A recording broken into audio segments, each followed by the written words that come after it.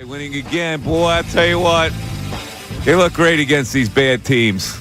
The Rockies, can you imagine being a Colorado Rocky fan and following that team and going through the angst of that team? Now, their pitching has been pretty good, but the Phillies cuff them around late, and they've been beating these bad teams late in games. They kind of like lay low and then all of a sudden explode. And ladies and gentlemen, Rob Thompson, stroke of genius. The platoons are working. So we criticized the manager for going, how come you don't have faith in your full-time starters, Marsh and Stott?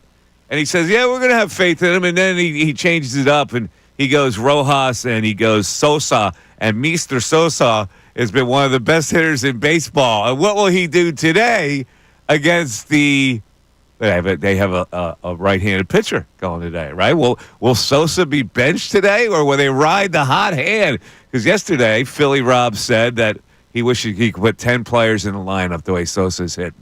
Now, there are a lot of people out there that they'll overblow this whole thing. See, Sosa has to play every day. And I always caution people, take what you got, right? Take what you got. You got little drips and drabs of Sosa. He's delivering as a part-time player. That's what I think he is. Don't get carried away and say he should be a full-time starter somewhere. However, the question is, can the Phillies go all year with a platoon? And I start thinking back to the days when Jim Fregosi platooned Mickey Morandini and Mariano Duncan at second base. Mickey Morandini was at second base. Well, he was kind of platooned against left-handers. Mariano Duncan played way back in that magical 93 year. So is it possible that the Phillies all year could get away with Rojas platooning with Marsh and Sosa platooning with Stott? Stott, a number one pick, a guy they had a lot of faith in. Is he only a platoon player in this league? Brandon Marsh. They went and got him thinking he would be a full-time center fielder. Is he only a platoon player in this league? And will that work? These are the questions now as the Phillies are off to a pretty good start and the Braves are crapping the bed like crazy and have almost taken themselves out of playoff contention, if you believe the statistics. So let's go to Billy. Billy, the platoon situation. I know you weren't on board with it, but what about now? Yeah, good game last night. Rob Thompson, stroke of genius, you're right. But what I heard on the broadcast last night was this was already planned that Rojas and Sosa were supposed to be in the lineup for this game because Sosa wasn't supposed to have played yet. The only reason that he had played before yesterday was because of Turner's back injury. So I think the plan going into the season was this was going to be the first time Sosa and Rojas got the start. So I'm not sure if Rob Thompson's actually going to go with a true platoon. I think it's more likely you get a platoon in center with Marsh and Rojas than getting a platoon at second with Stott and Sosa. Even though Sosa is performing at an extremely high level, I'm with you. He's a six-man, as he describes himself. I don't think he is an everyday player. Well, he would be a six-man. If you platoon him, he'd be a six-man. But I don't think that you should be platooning for Bryson Stott yet. I still want to have faith that Bryson Stott can be competing for a batting title like we heard he would be a couple years ago. I don't think you make a decision 6 games into the season and say, we're going to be platooning the rest of the way. I think Stott deserves an opportunity as your everyday second baseman. And I think he'll be back in the lineup today, even though that may frustrate some people because Sosa won't be. I do believe that Rob Thompson is thinking about platooning all year because he's got production out of Sosa. As long as he gets production out of Sosa, you can't not platoon him. If a guy is on fire, you cannot not platoon him and play him again. Now, you're going to get fewer left-handers anyway, so he's not going to play as much as Stott. Well, why wouldn't you? If he's going to hit the way he's hitting, and he's still going to be in that six-man capacity where he's not going to play that much, it's a no-brainer to platoon him. Well, when you say if he keeps hitting like he's hitting, yeah, sure. I mean, if he's going to hit 600 this season, then yeah, keep platooning. Yeah, until he cools off and he has some really bad at-bats, then you make Stott your everyday player. But I don't think there's anything wrong with platooning a guy who can hit left-handers who's going to give you that kind of performance but once every 3-4 days. But here's the issue, and you've brought this up before. When we talk about building the confidence of a player, I think you need Bryson Stott. I think you need Bryson Stott to be an everyday second baseman. And if you're going to platoon him all season long against left-handed pitching, I think that stifles his ability to grow. I think Stott has to be an everyday player because Sosa, as good as he's been, and I love him as a bench piece, as a utility guy, maybe the best utility guy in baseball coming off the bench. But I think you need Bryson Stott, and in order to get the most out of him, I think he's got to play every day. Yeah, I like Bryson Stott. You know, I'm high on Bryson Stott. I don't believe that one word that you just said. So you're not going to give him a chance? I really don't. When do you start giving him a chance against lefties? When you have a contending team, you don't give people chances. You have a contending team, you're about winning baseball games. And you got to do the best you can to win baseball games. Now, if you're a younger team and you want to develop them and you want to give them those at-bats, yeah. If you're not a contender, yeah. He plays every day. The Phillies are a contender. You can't be messing around and saying, I got to give Bryson Stott an opportunity, because the fact of the matter is right now there isn't that much of a drop-off with Sosa playing as infrequently as he's going to be playing, only against left-handers. So to me, it's a no-brainer. Against left-handers, I'm playing Sosa until he runs out of gas, and then maybe I go back to Stott as a full-time player. I am in it to win it.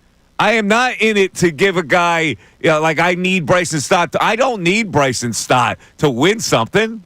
I need a full team to win something. This is a good team. I got a great pitching staff. I've got a good offensive lineup. I can't worry about Bryson Stott's development. Hold on. So you started the show talking about Edmundo Sosa, and that people are going to overreact. No, but I'm not overreacting. I'm saying as a platoon player, he's got to play.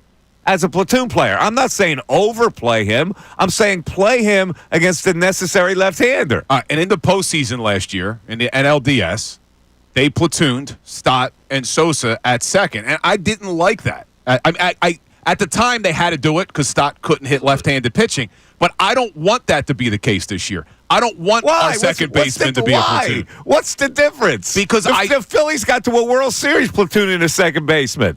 They didn't win it though. But I agree with you in some respects. But it depends on who we're talking about. Like, look, Mickey Morandini. I loved the guy, Mickey Morandini. I remember when he had, what did he have, that inside the park home run or something in front of his mother. I just remember that, like, at Veteran Stadium. But he's not he didn't have the upside that Bryson Stott has. I look at Bryson Stott as potentially being a very good baseball player, and I want to give him an opportunity against lefties. Morandini was a high draft pick. He wasn't a first rounder, I don't think. Well, maybe he was. I don't know. But listen. Best power hitter that ever choked up. I like Barry Bonds was second to him. I like Bryson Stott a lot. If Sosa is going to continue to hit, and he hits, let's face it, he's a raker. Everything he hits, I told you before, everything he hits is hard, and so like I don't have any problem at all platooning those two positions. I think you can get to the promised land platooning those two positions. I really do. So you would platoon in center, even though we haven't talked a lot. We're giving Sosa his flowers. Johan Rojas, and let me quote Topper. Let me quote Topper. The best major league game he's played. But he bunted. He talked about Johan Rojas. He tried to bunt 7 times. And he went 2 for 2 with a walk and a sacrifice. He had a single and a bunt single. I'll take that from him, man. I'll take that from Rojas. I'm willing more to platoon at second base than I am in center field. So you'd rather give Brandon Marsh opportunities against lefties over Bryson Stott? Yeah, because Rojas isn't as good a hitter as Sosa. You miss my logic here. Sosa's a hitter, all right? Rojas is not a hitter, so there's no reason for me to platoon there. No, I mean, look, if Rojas can get the bunt down like he was, Marsh couldn't do that. In the first game of the season, Marsh tried the bunt, looked ridiculous. So I don't know, man. I just think that, for me, Bryson Stott's upside is a lot higher. All of a sudden now you're Mr. Bryson Stott. I've never heard you praise Bryson Stott ever. Now today you're Mr. Stott? I did my whole show last weekend about Bryson Stott. Well, I didn't hear your show on the weekend. I think he could be the X Factor, man. I think he could be the X Factor. If he can hit over 280 again at the bottom of that lineup, look what you got when Sosa was hitting yesterday. Look at what that did being at the bottom of the lineup there. All right. It's the Mike Missanelli Show. It's a full show today. We're going to talk about a lot of stuff, including Joel Embiid. He's getting surgery. And I'm delighted that he's expected to make a full recovery. What in hell is that? Expected to make a full recovery. We'll talk about it. 610-632-0975. Back after this. We want to hear from you, so text us at 610.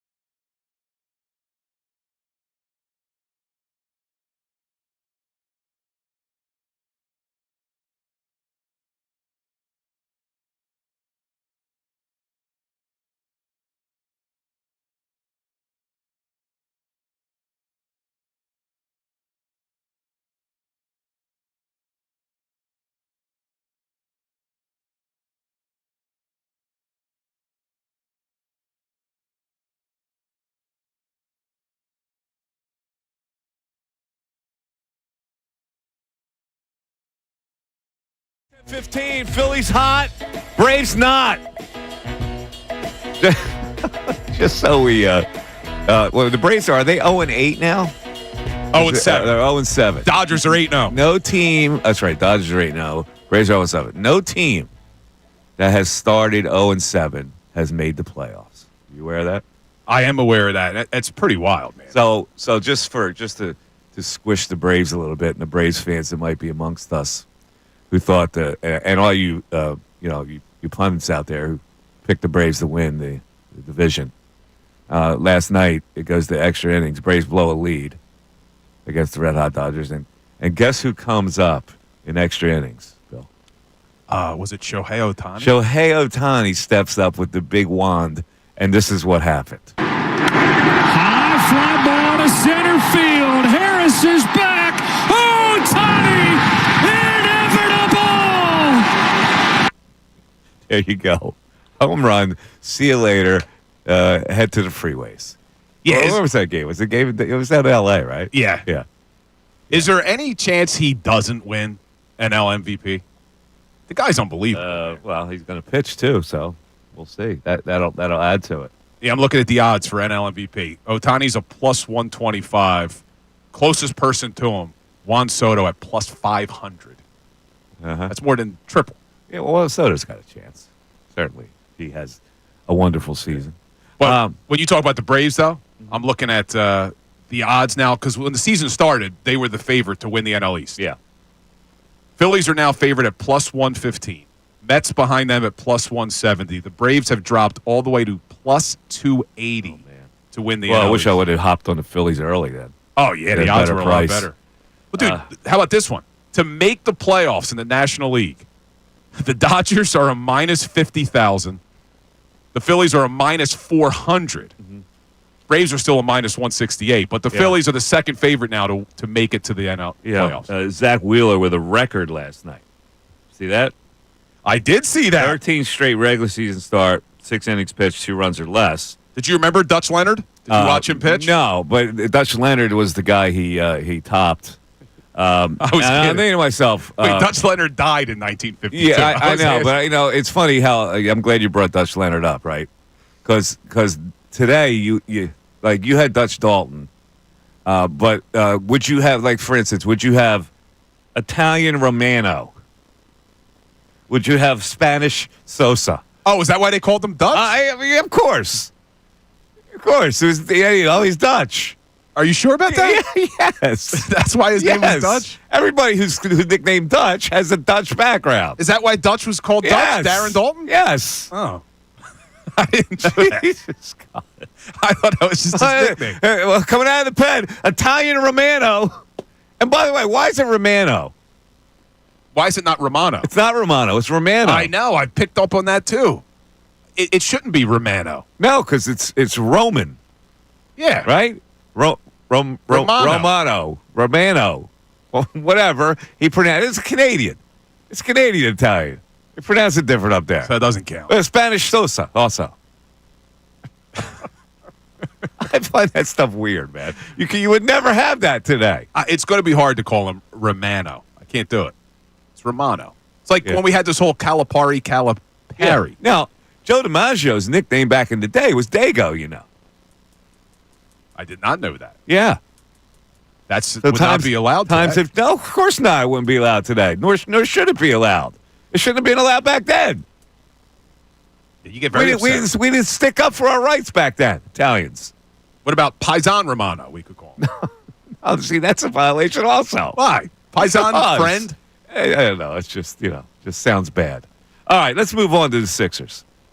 Oh, boy. Joel's getting surgery. Now, how many weeks have gone by here? How many weeks?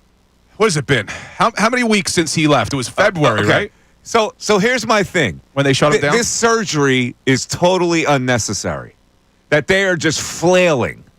They're going in there arthroscopically to maybe clean something up that they don't even know they have to clean up. If they get in there, maybe they discover something more is wrong. They don't even know what's wrong. He's getting arthroscopic surgery, and he's expected to make a full recovery, quote unquote. What is that? Tell me, what does a full recovery mean? I think first of all, it's going to heal? The full recovery. Is that what it means? The full recovery language was tweeted out by Shams, and it said sources. What we got from the Sixers is very generic. All we got from the Sixers was Following consultations with medical experts, it has been determined that Joel Embiid will undergo arthroscopic surgery next week to address his left knee. Further updates will be provided following the procedure. That's all they sent to out. address his left knee. They don't even know what's wrong. They have not. Now, look, every time an injury report comes out about Joel, it's vague. And partially because Joel wants it vague. Is it possible that they had go, in order for the people to have faith in the guy again, we have to say we're going to go in there and see what's up, right? And they have no idea what's wrong, which means to me he's got a degenerative knee and he'll never have a full recovery. It'll never be a full recovery. I think you're correct. We just have to hope he can recover a little bit to get some semblance of what he was. But what throws me off is, and this never came from the team, but we were hearing over the last few weeks that they were considering some pretty insane procedures. Like they were considering doing something with his hip. They were considering all these different things. And now all these weeks go by and it's just arthroscopic surgery. They don't have any idea. That's the scary part. Right. All these weeks. Now, you think if they had an idea, there would have been a surgery scheduled weeks ago? Yeah, they would have done it right away. Oh, exactly. But the fact that they waited They have no idea, and they're saying, you know what, we're going to try to fix him out. We're going to have arthroscopic surgery. So everybody thinks, oh, he's going to have surgery. He's going to be fixed up. Sometimes you go in and you don't even know what the hell you're going in for. The good news is, though, it's not as if the Sixers gave him a long contract extension before the season started. Yeah. That is the good news. And I'll just say this. I'm sorry to say this. I believe the man's finished. I hope you're wrong, man. I really do. I believe the man is finished. I can't come to any other conclusion, but the man is finished. 610-632-0975. It's the Mike Missanelli Show. We're back after this. Fanatic Sports Update. Phillies win on Wednesday. I'm Ray Dunn with this Fanatic Sports Update. The Phillies won 5-1 over the Rockies last night behind 7 innings of a one-run ball from Zach Wheeler. Trey Turner returned from back spasms, went 3 for 5, driving in a run in the leadoff spot. Mundo Sosa 3 for 4, drove in a pair of runs in the win. Phillies returned to action at 1 o'clock to wrap up this series with the Rockies today. Taijuan Walker taking the mound for the Phils. Elsewhere, plenty came out of the NFL owners' meetings down in Florida. Of course, the tush-push debate raged on down there, but we also got a chance to hear from Eagles personnel. One thing that owner Jeffrey Lurie was asked about was Nick Sirianni receiving a contract extension in the wake of the Super Bowl victory. Nick's going to be our coach, and we don't talk publicly, never have. You guys, I'm sure, will find out soon enough when Nick will be our coach going forward, and he'll be the coach going forward. We just got to wait to find out what that extension will be. Tonight, the 76ers take the court against the Bucks at 7:30 down at the Wells Fargo Center. You can listen to the game right here on The Fanatic. The team announced yesterday Joel Embiid will be getting surgery on his left knee next week, and they will give us an update following the procedure. This update is brought to you by Straight Talk Wireless. This tax season is free phone season with Straight Talk. Get real unlimited data on a reliable 5G network. Straight Talk, available at Walmart or straighttalk.com. I'm Ray Dunn, the home of the 76ers and the Flyers. 97.5 The Fanatic and 97.5thefanatic.com.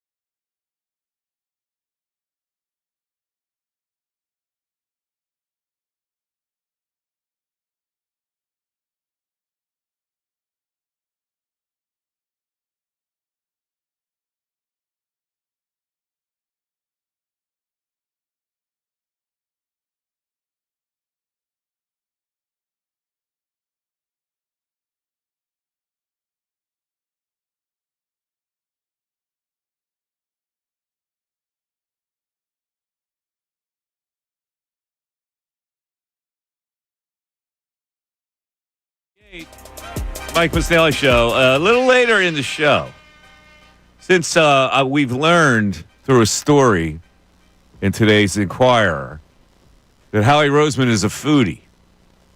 Now, I would have never figured that in a million years. But apparently he is a connoisseur and likes to do food reviews with his buddies when they go out and they have dinner. Yeah, interesting. This is on Uncovering the Birds with the Inquirer. Is that where we learned this? I saw it in a story today. It was a feature story. Yeah, I think in the Inquirer, right? Yeah. Yeah, look, I guess with money, like he has a lot of money now, maybe he's better in the food. I would think back in the day when young Howie Roseman was growing up in New York. I don't know. Well, he says in the story that he used to be one of these Red Lobster guys. Yeah, that's what I would think. But now he is, he's a food connoisseur. When was the last time Mikey Miss has been at a Red Lobster? Mikey Miss has never been in a Red Lobster. So when I was a kid, I swear I have never literally stepped in, and I've only been in Outback once. So when I was a kid, I loved Red Lobster. You did? Because of the biscuits. Right, you ever been? You know the little biscuits? I don't know if they still give you them. The biscuits and bread. I've been. They did not leave the impression that when he said Outback, I thought about the butter rolls, and that was more my speed. Oh, no, man. The Red Lobster biscuits were fire back in the day. I went to the Outback because people say, you got to try the bloomin' onion. I heard bloomin' onion now 1,000 times. All right, I'll try it. Outback has two of the worst foods for your health on their menu. It's the bloomin' onion. Bloomin' onion no good? And then it's the... because it's deep fried? Yeah, there's something else. One of their, cheese fries appetizers or something. Really? Both are, considered... Sounds like you have a lot of Outback experience, my friend. So, growing up, maybe I shouldn't admit this on the air being an Italian, but growing up, my family was very frugal at times. So really? when we would go out to dinner... I got you beat 100 different ways, but go ahead. So if we were going out, normally my grandmother would cook, my mom would cook, but if we were going to go out, a big night out was Chili's, Red Lobster, you know what I mean? Those are the big nights out. Yeah, well, listen, you can't go wrong with a hamburger at Chili's. No, but those the Red Lobster thing, I'm not a seafood guy, but what was the lobster quality? I didn't have lobster when I was. I was a kid. So I don't know what I got. Lobster? I don't even remember what I would get. I probably would get chicken fingers. I don't know. Sure. Listen, a lot of people love the chain joints. I think when you grow up Italian, you get an immunity. You get inoculated with no.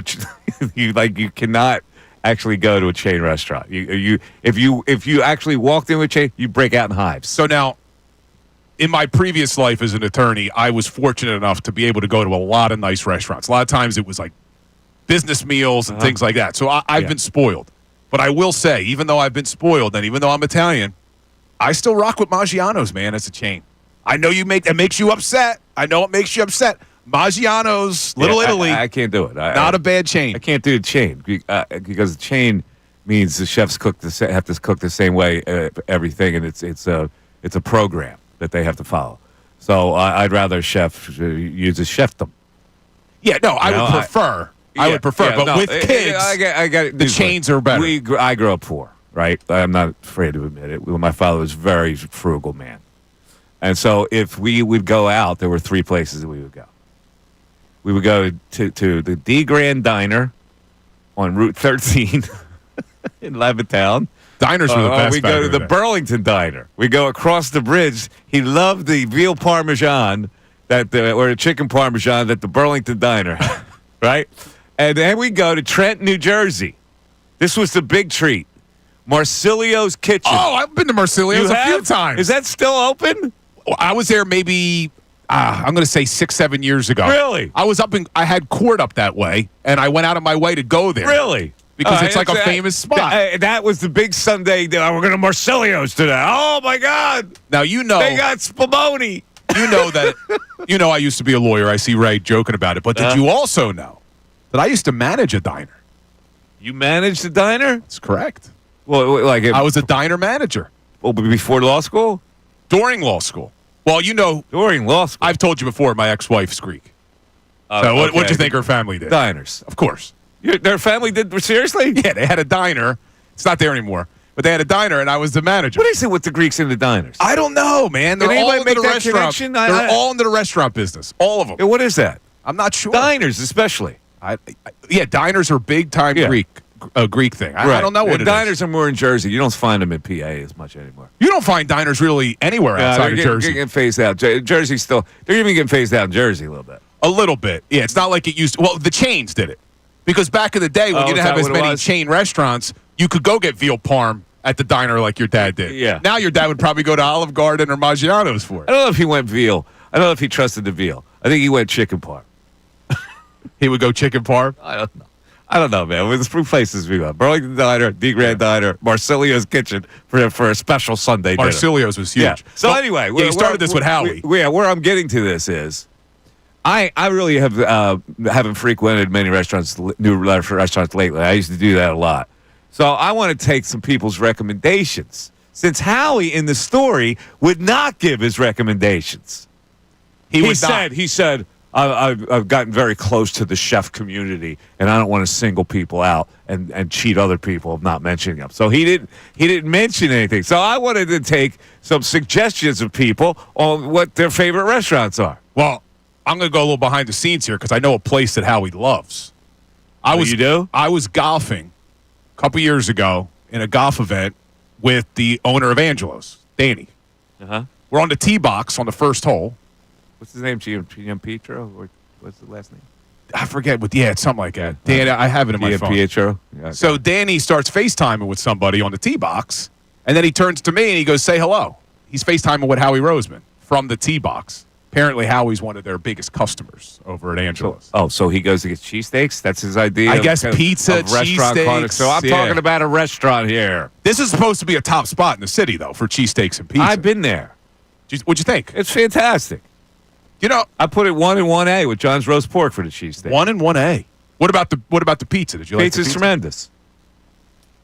Now I have yeah, not. but that's not what I'm talking about here. You want to sit down? You want to sit down? I'm talking about the restaurants that he claims to be a connoisseur of. All right. So wait, what are we doing? What are we taking from our listeners? I want people that are connoisseurs or they're foodies that go out to certain restaurants in the city. I want to kind of compile a list of what they think is good these days.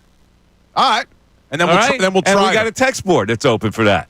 610-632-0975. And you got your chat open. Yeah, people are talking about Taco Bell in the chat, so I don't know if our YouTube chat's the best place to go for recommendations. Be honest with you. Sometimes I fall victim to that $7 cravings box. You know who's a big Taco Bell guy? What's that? Ricky Bo. Oh, he is? Oh, Ricky Bo's always rocking his Taco Bell before the show. You can't go wrong with Taco Bell. I know a lot of people go, Taco Bell. You can't go wrong. I prefer Chipotle. You get a lot of food. I'm a Chipotle guy. Well, but see, you get more food at Taco Bell for $7. 610-632-0975. We got Nick in Riverside on deck. So, Nick, hang in there. We'll get to you after this. And the text board is open. Mike Missanelli Show continues. Tyrone Johnson.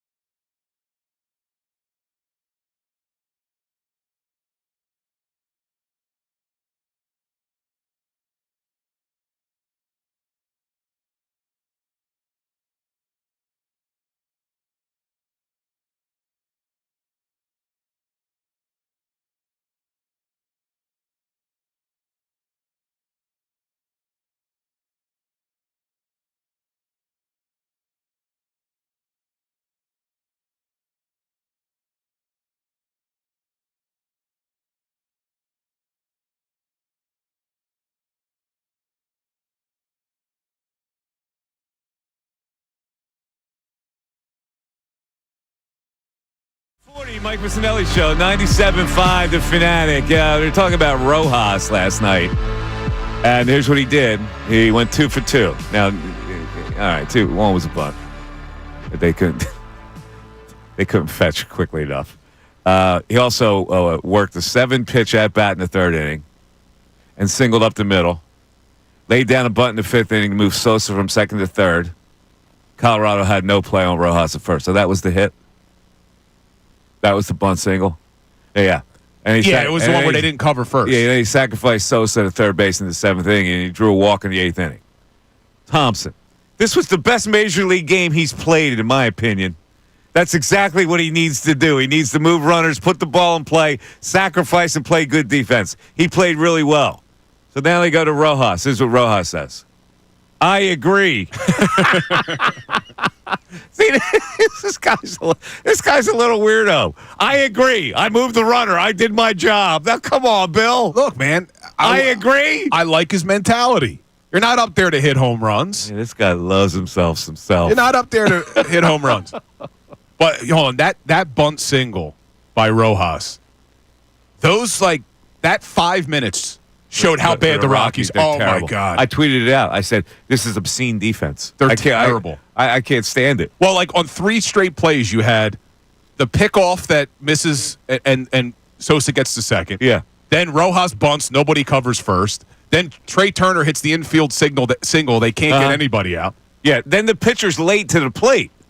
After the catcher's got to go out of position and try to get that bunt to throw him out, the pitcher's late to the plate, and Schwarber scores. Great base running by Schwarber. It is great base running. But Schwarber shouldn't score on a play like that. But look, we're giving flowers to everybody. The bases are loaded for the Phils. Nobody out. Ooh. And you got Harper, Bohm, and Schwarber coming up. 3 straight strikeouts. Kyle Freeland did a job there, though. You got to give Kyle Freeland credit. Well, Harper looked confused in his at-bat. He looked really confused. But, look, they won the game. I'm not going to complain. But I'm excited for them to get through today and see what they do against the Dodgers. But we got a little running bet going on the show. We're off the air at 2 o'clock. First pitch is 1:05. Will Taijuan Walker still be on the mound by the time we get off the air? And if so, how many runs will he have given up? Well, I think Taijuan Walker actually has the advantage today in cold weather. It's going to be cold and windy. He throws 91. His 91 in cold weather will play like 95. Well, and the other thing, too, is when I say will he still be on the mound, I think no matter what happens today, he's got to go at least 5 or 6 because you don't want to blow through your bullpen when you got the Dodgers coming to town tomorrow. Yeah. And we got a lineup, Mike. And you're going to be very surprised. We got the lineup today? You're going to be shocked. Sosa in the lineup? Sosa is not in the lineup. Oh! But maybe even more surprising, JT Realmuto is in the lineup. Really? Does Rob Thompson understand that he played last night and this is only a few hours later? So I'm a little surprised. That's surprising. But you got a right-handed pitcher on the mound for the Rockies, so who do you think's leading off? You want to give Taijuan Walker as much help as you can today. So you put JT back there. All right, so what's the lineup? Right-handed pitcher on the mound. Who's leading off? Schwarber. Correct. Yeah. So it's the left-handed Schwarber, heavy Turner. lineup. Yeah, Schwarber, Turner, Harper, Bohm cleanup, Kepler in the 5 spot, Castellanos, Realmuto, Stott, and Marsh. So no one, even though Rojas had the best game, they're not playing him. They're going Stott Marsh. Even though Sosa to his played guns. Well, there you go. I think a straight platoon actually then could help the Phillies. I'm down with it. All right, let's go to the phones. Nick in Riverside's been hanging. Nick, thanks for calling. You're on 97.5 The Fanatic. How you doing, guys? What's up, Nick? How's your morning going? Fantastic. No coffee yet, though. Coffee's not made down our mile walk. I walked down there a while ago. No coffee. All right, so I got a question. How do you guys feel about Sosa not being in the lineup? Look, I thought he would play him maybe at third base today to get him back in the lineup. I think you got to get Stott back in there against the right-handed pitcher. So I'm not that flabbergasted by it. But I think a straight platoon could work in both those positions, center field and second base. And I think he's going to continue to do that for a while. I know he is, but I don't see how you can, as of right now, with him having the best average in the league, Yeah, you Top can, five but see, in here's the slugging, thing. top five in OPS. Here's the mistake we make. We milk a guy who's not a full-time guy. I understand that, but he's hot right now. Yeah, but He's it doesn't. hot But right it doesn't now. really You gotta matter. keep him- you See, got- when you milk a guy, he gets What's that? unhot. When you milk a guy, he gets unhot. So hot right now. Yeah, but when you milk Yeah, him, but- he but- gets but- unhot. That's what I'm saying. Like you can't overreact and make Sosa a full-time player because he's not. So you put him in dribs and drabs. You execute his strengths, which is against left-handed pitching. I get what you're saying, but if he's this hot right now, I just feel like you got to keep playing him. Yeah, Keep him at the plate. Again, He's hitting the ball. we go back to what I said. If you continue to milk a guy who's not a full-time player, you lose his effectiveness. But I just feel like when he's this hot and when he's hitting the ball, I know what you're saying. I know what you're saying, and I'm saying the exact opposite. I'm saying if you keep pushing that narrative and make him a full-time player because he's hot, then you lose him. I mean, we just have different perspectives on this. Now, Bill, read that tweet that you just, because it's kind of the same guy, same premise on the tweet. Yeah, this is where we go overboard sometimes as Philly fans. So this has come from Ryan Gilchrist on Twitter. He responds as to who should be the everyday second baseman. Edmundo Sosa should be. If Sosa's in the lineup, we win the World Series. Honestly, he should even start over Trey Turner. What has Trey done besides sign a $300 million contract? Trey hit 290 last year in a bad year. That's what he did. All right? He's a professional player who has been an MVP candidate. Now, don't get silly on us. Do not get silly. Edmundo Sosa has always impressed this fan base. But he impresses them when they put him in spots that are advantageous to his ability, which is to play him against left-handed pitching as a part-time player. Now, look, I'll give Sosa credit. When Turner went down with the hamstring last year, Sosa stepped in and performed at a very high level. But he started to come down to earth towards the end. He did. Listen, there are guys that are full-time players in this league that have the full-time mandate. He's not. He has had an opportunity to be a full-time player several times in this league, especially with the Cardinals when they really needed a full-time player, and he didn't do it. So it's okay. He serves a purpose on a team. He's a very valuable player, and I believe that you should now. The Phillies don't have to worry about developing Stott as long as they have that counterbalance. If that guy's going to perform against left-handed pitching the way he's performing, then what's the problem? I don't see any problem whatsoever. Stott's going to be as effective playing against righties. He's going to face more righties, which means he's going to get more at-bats. That's plenty for him to maximize his ability. Now, if you do have Sosa in, though, you literally have no right-handed bench bat. No, you don't. None. You bringing Rojas in to pinch hit? No. I hear you. Although Rojas played his best game as a Philly last night.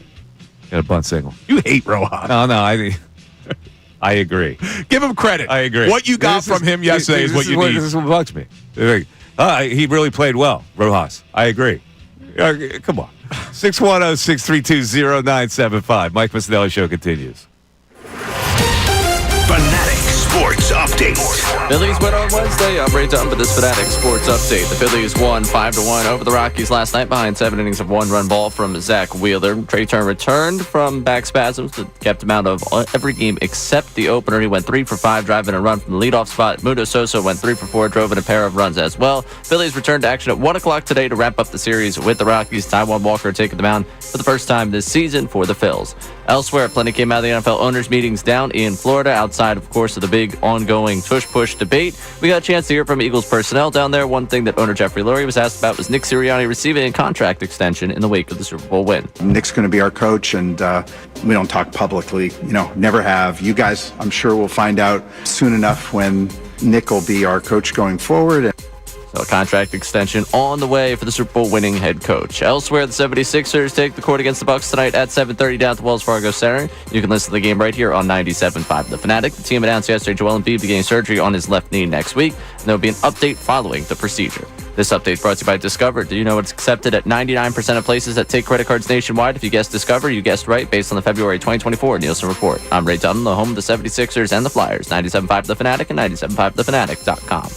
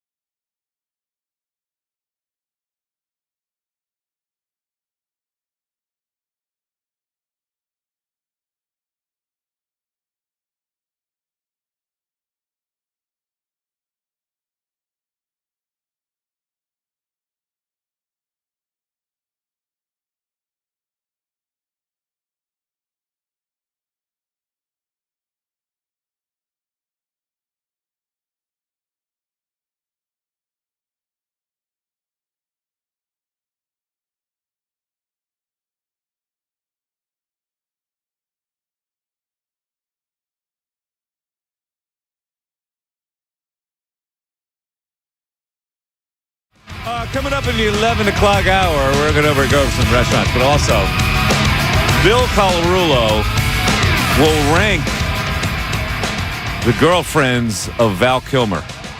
You know, Val had quite a list over the years. I did not realize that. You didn't realize that, huh? Was one of them Elizabeth Shue?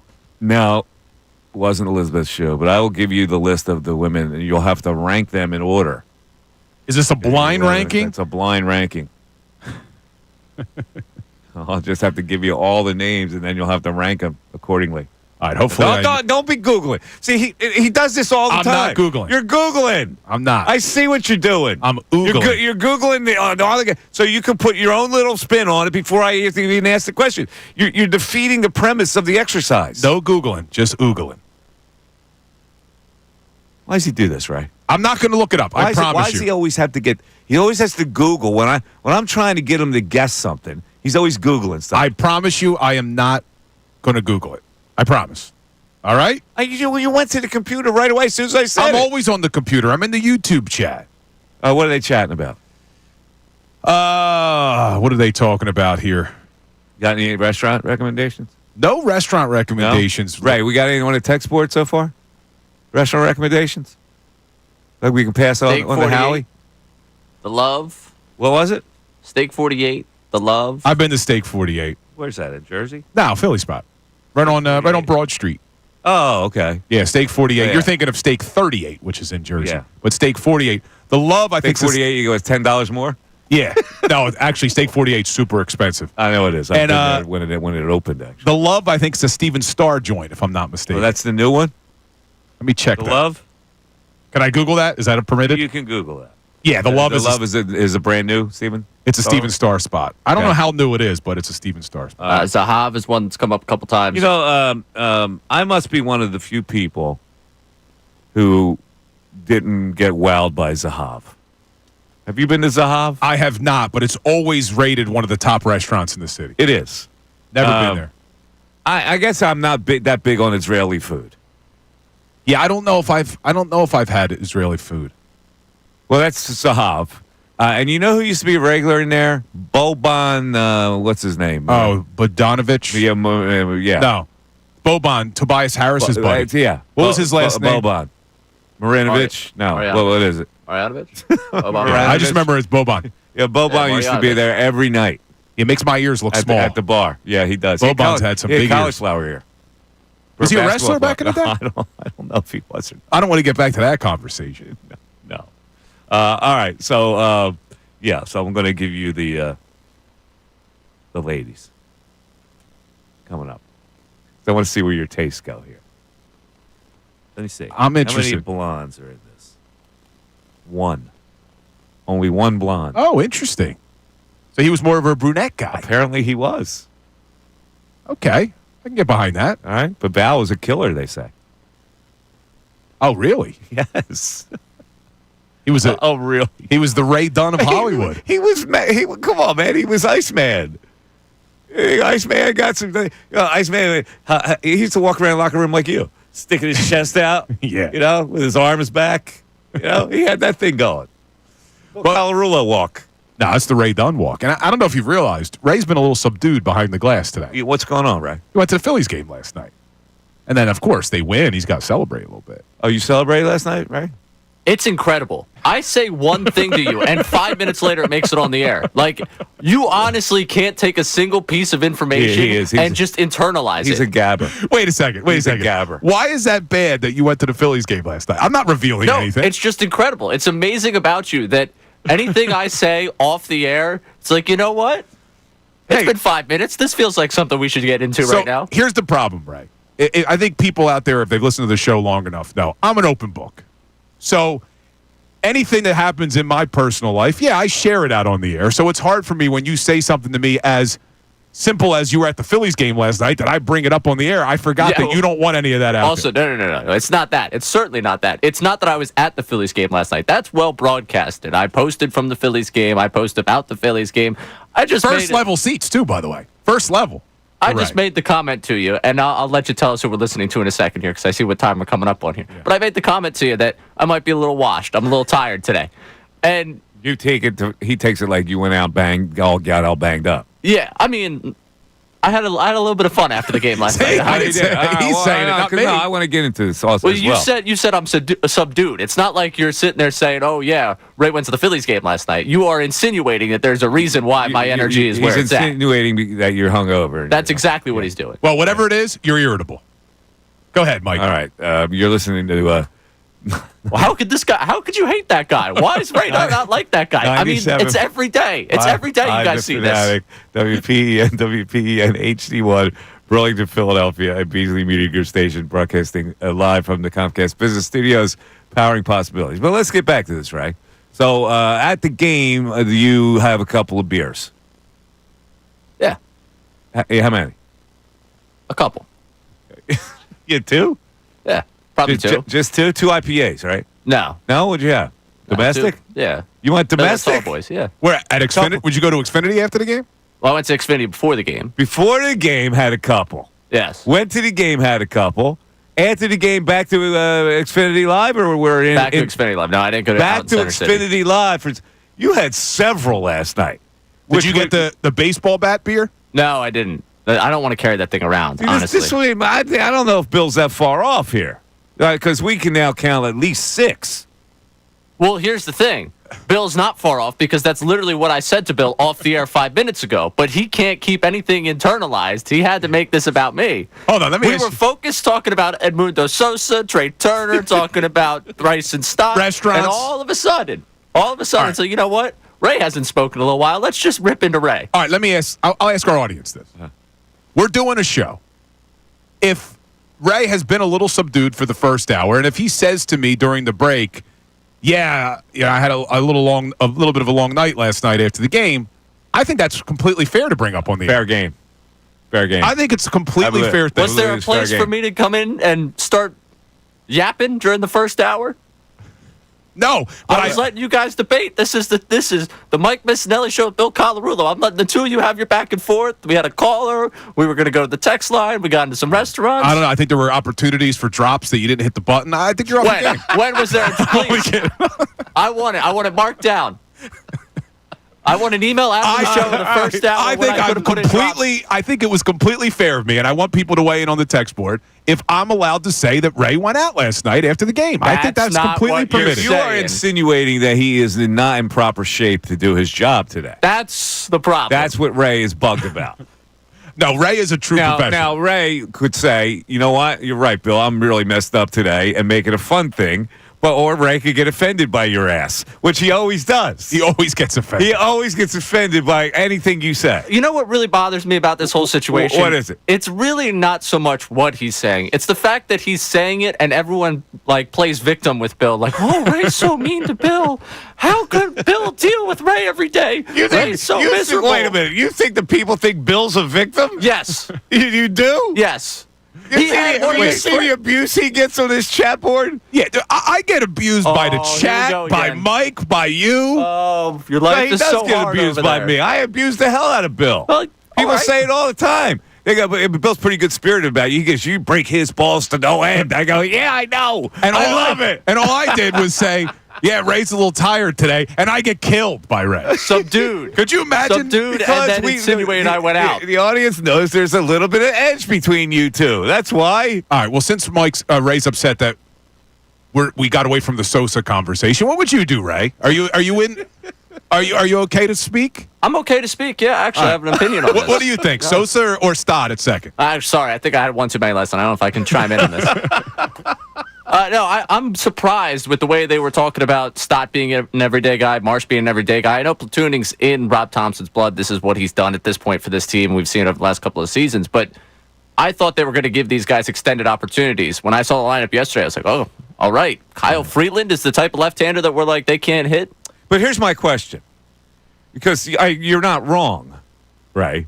Oh, thanks. But why would we have to worry about giving them an opportunity if you're getting the efficiency by platooning? Why would you care about not getting it from or trying to squeeze it out of Marsh and Stott? It's not.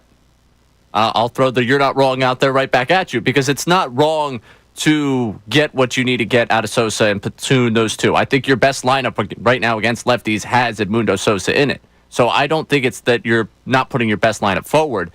It's just much like this leadoff conversation where they're switching the lineup every day and trying to optimize for the matchups. I think if you really want to try things, April, May, like this time of season is when I would go about trying these things instead of at the end of the season. It's like, well, I guess we're going to play it like you already know what you have when you platoon. We saw them platoon last season. Let me see what you have in an everyday player in a stot, in an everyday player. But what Brandon more Marsh. are you going to get out of it? See, this is the question. The assumption is if you give them a chance to be full-time players, you're somehow going to get more out of them than you would if you platoon those two positions. But I think the upside is higher. The upside for when? For Bryson Stott. You're trying to win now. Yeah, but Mike. The upside for what? The future? Well, baseball's a marathon. You know that. We're 5 games into the season. Who's going to get more at-bats?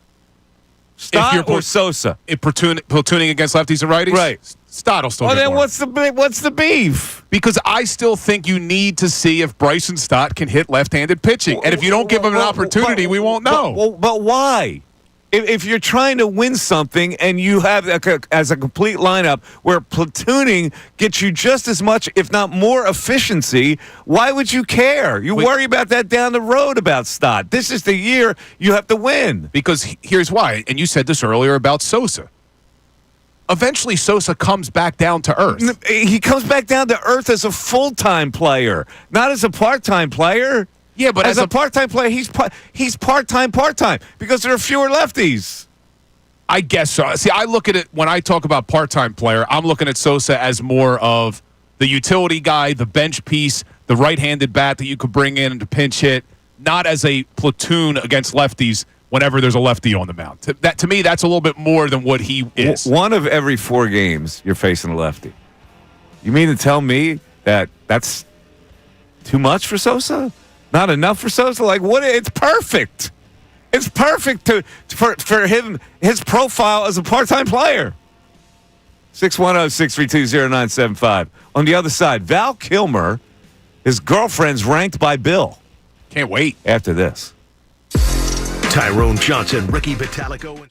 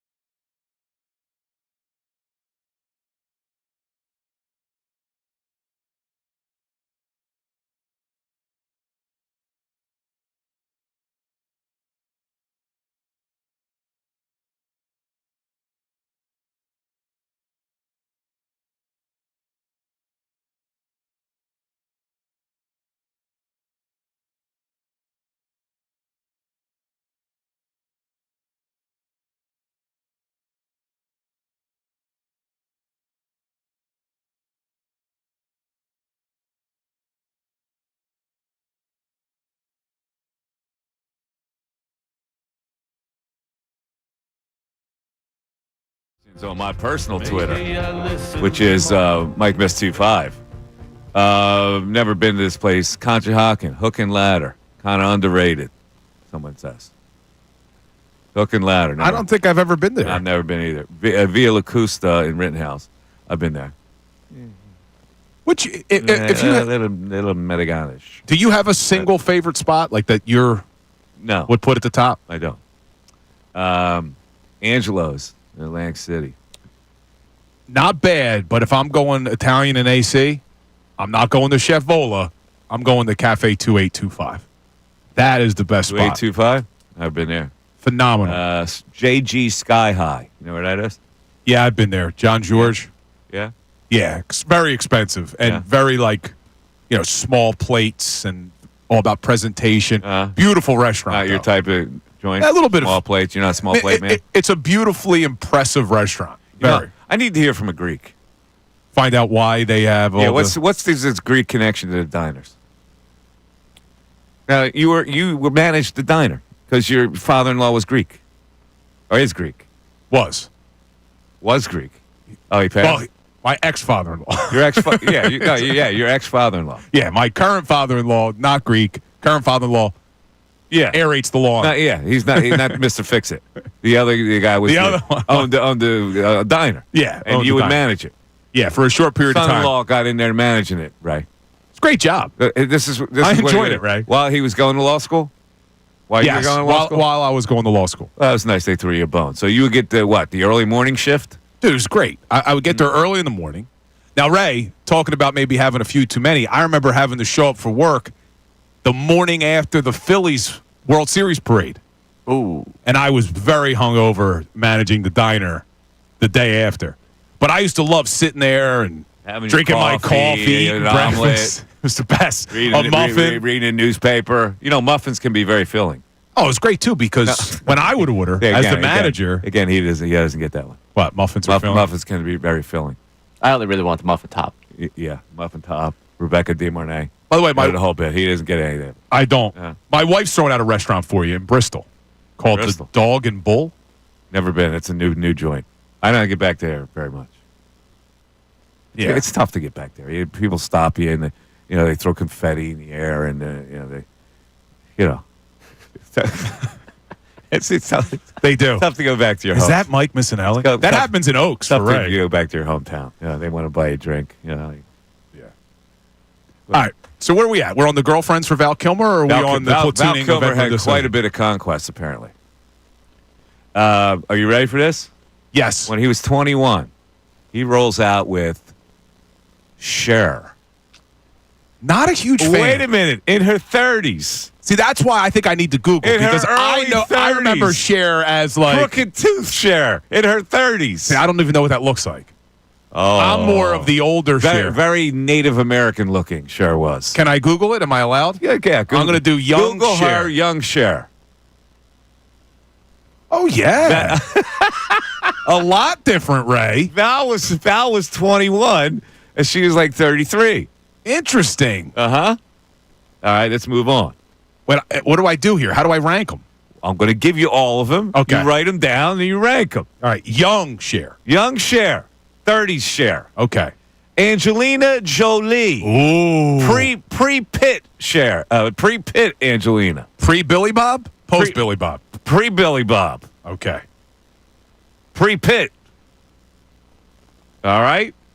Ellen Barkin. Who's that? Oh, Sea of Love? Oh, Sea of Love. The movie Sea of Love. Check out Ellen Barkin. He said about her hair was beautiful. Wait, like she did the movie with Al Pacino? Yes, best hair he's ever put his face in. And she had a husky voice. He said it was sexy as hell. Ellen Barkin. Sea of Love, Ellen Barkin. Okay. All right, you got that there? I got it. All right. Daryl Hannah. Oh, back in her day. Pope of Greenwich Village, Daryl Hannah. Oh, man, this is going to be tough, man. How many are there? Cindy Crawford. Oh, my God. Modeling heyday, Cindy Crawford. Love Cindy Crawford. And finally, a woman he married, had 2 kids with. Joanne Whalley, an English actress who was in Willow.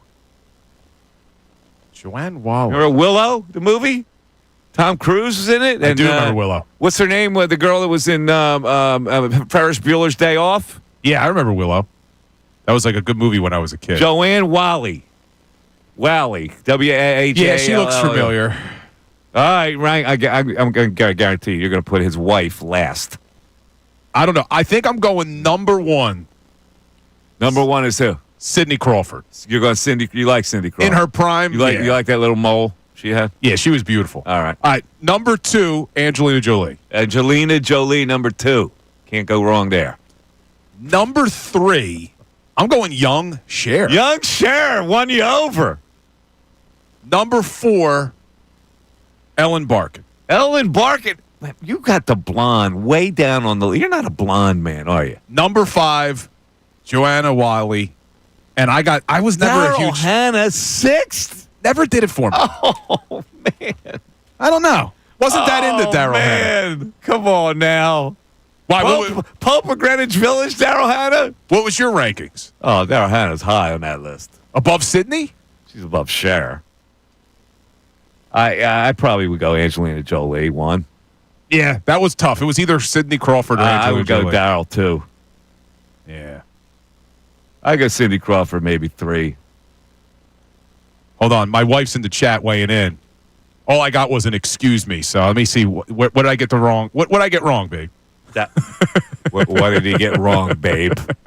Probably the whole segment. What did he get wrong? What did I get wrong, babe? He actually just wrote in the chat, what did I get wrong, babe? What did I get wrong, babe? Let me hear what she would have said. Oh, my God. What is it? Right. Can you see yourself ever calling somebody babe? No. I'm not feeling Ray's a babe type of guy like you, Bill. Ironically. What did I get wrong, babe? Oh, she said excuse me to you. She thought you were saying I was going to put my wife last. You meant Val Kilmer's wife. Val Kilmer's wife, Joanne. Yeah, that's Wally. why she said excuse me. No. Mike's in the doghouse. Yeah, we're not ranking you. Your wife's got rabbit ears over there in the chat. Yeah, she's all She over did it. pop up as soon as the As soon as the girlfriend ranking started, she was there. Rabbit ears comes into the chat. Nah, she's cool. She don't care. She knows where my heart is. She doesn't. Oh, she doesn't. God. That would be. I love you. That would be. She doesn't care. She doesn't care. More sick hearing that. Not. She don't care. No, she doesn't care. I said she doesn't care. Didn't I? You said she don't care. She do not care. I speak good, Mike.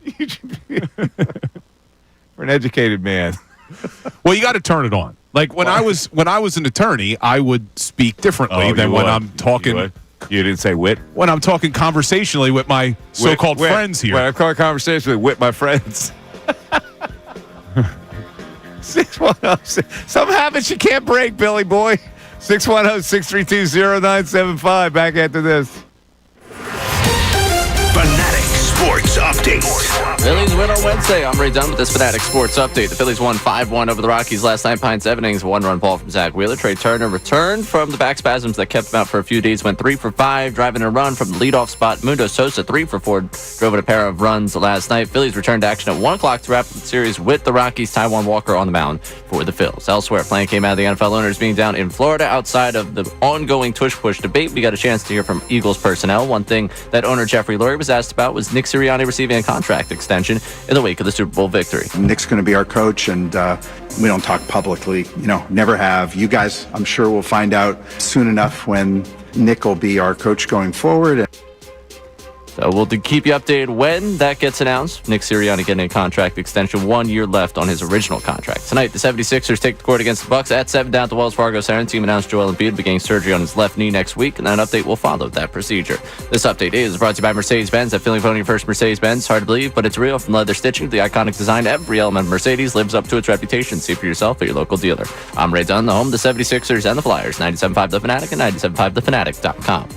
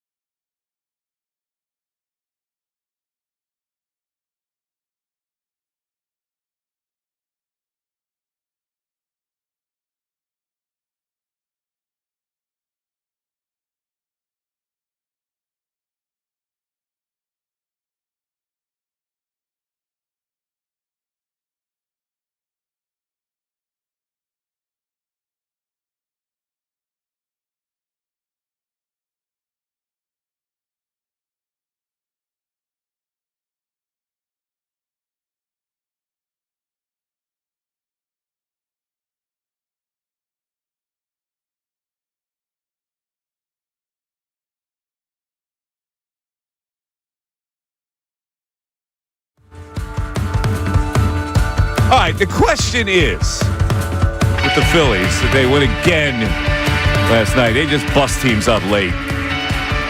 And they got contributions yesterday from Sosa and Rojas. And so the platoons are working. So do we have a problem with the platoon if Sosa and Rojas produce? Or are they curtailing the efficiency of the should-be starters, Stott and Marsh? That's the question du jour. So we'd love to hear people's opinion on it. 610-632-0975. Meanwhile, today, in weather that's supposed to warm up, it was raw this morning, but apparently it's going to warm up.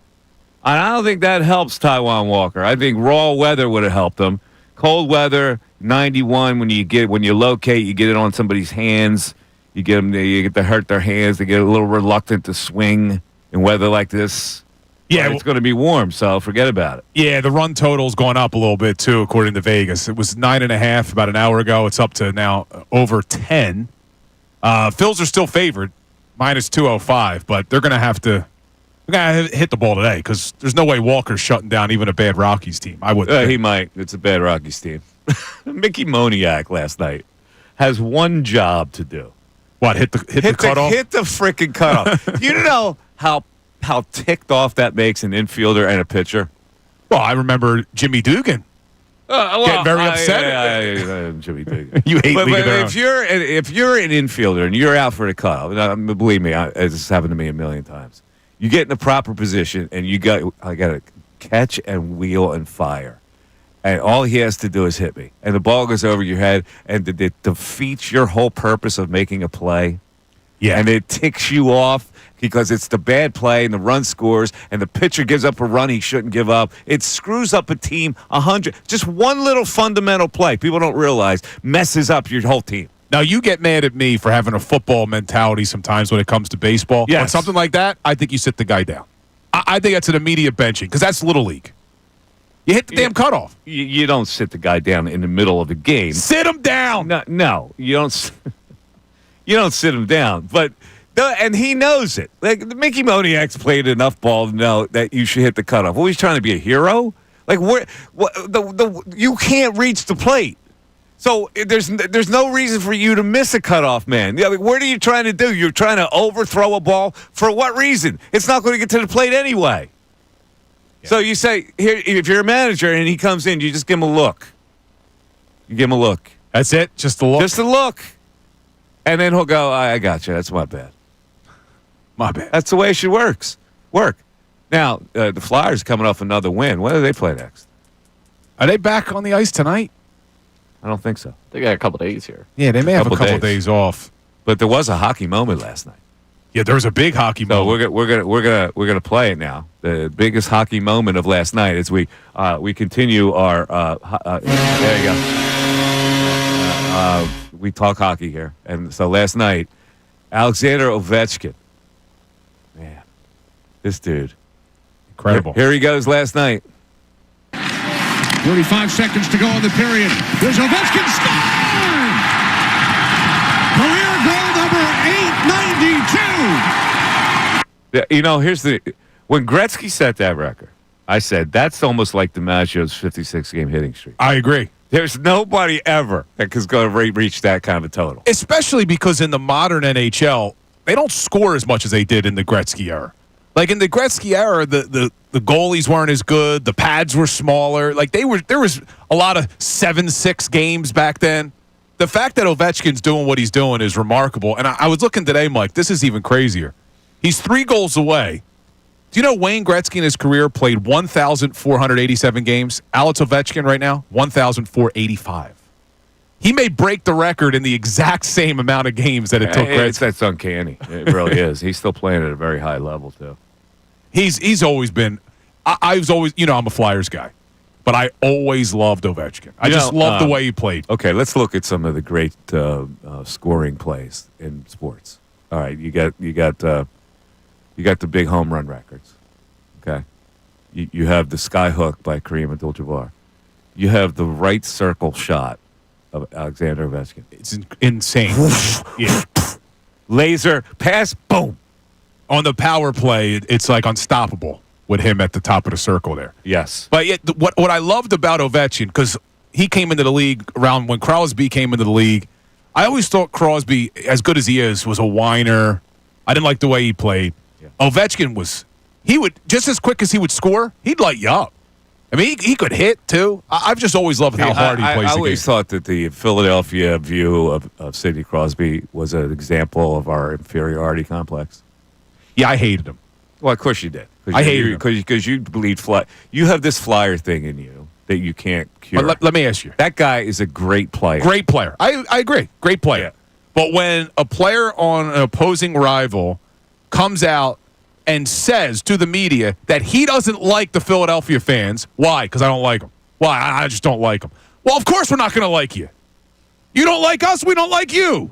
Get the hell out of here, Sidney. I was never a big fan of Sidney Crosby. It should be a violation to dislike a great player. I disagree.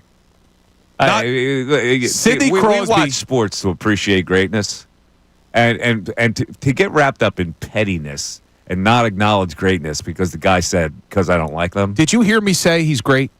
Yeah, I am acknowledging he is great. What I'm saying, it should be impossible to dislike a great player. It's not.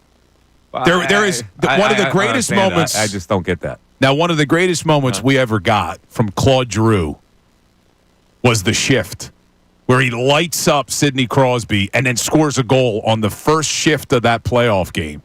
Those are some great playoff series. Such a juvenile Flyer fan. Oh, it's the best. You are. I hate Sidney Crosby. Why? Oh, I don't know. I just hate him. Let me ask you. Is he a great player? Yeah, but I hate him. A great player. What do you do? You're shortchanging yourself by hating a great player. You're shortchanging yourself as a fan. Dude, he's a great player who annoyed the hell out of every Philadelphia Flyers fan. Well, one, he would have great games against us, which always hurt. But he was always kind of a whiny punk when it came to Philadelphia Flyers fans. I don't like him. Why? I just don't like him. I just don't like him. So because he insulted you as a Flyer fan, you hate him. Yeah. Well, yeah. You're telling me that, because you're telling me that's normal? I would like to hear from Flyers fans on this. How many Flyers fans like Sidney Crosby? Going to hate him, which is my point. My point exactly is that every Philadelphia Flyer fan hates him. And you go, the guy's a great player. What are you going to do? You got to give it up. No, he's a great player. You get involved in pettiness. You hate a guy because he ripped the fan base. You can acknowledge that a guy is great and still dislike them. You are such a step. Are there any great players that you dislike? There is not any great player that I dislike. All. None.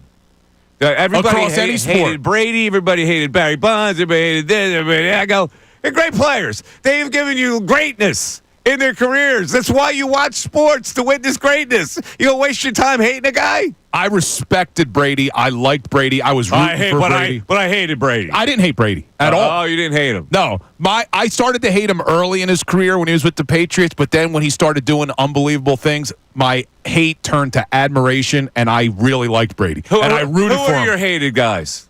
Hey, give me the great players that you hated. Barry Bonds? Sidney Crosby. Sidney Crosby because you're a Flyer fan. I loved Barry Bonds. That doesn't count. Because Flyer fans are irrational. But go ahead. I loved Barry Bonds.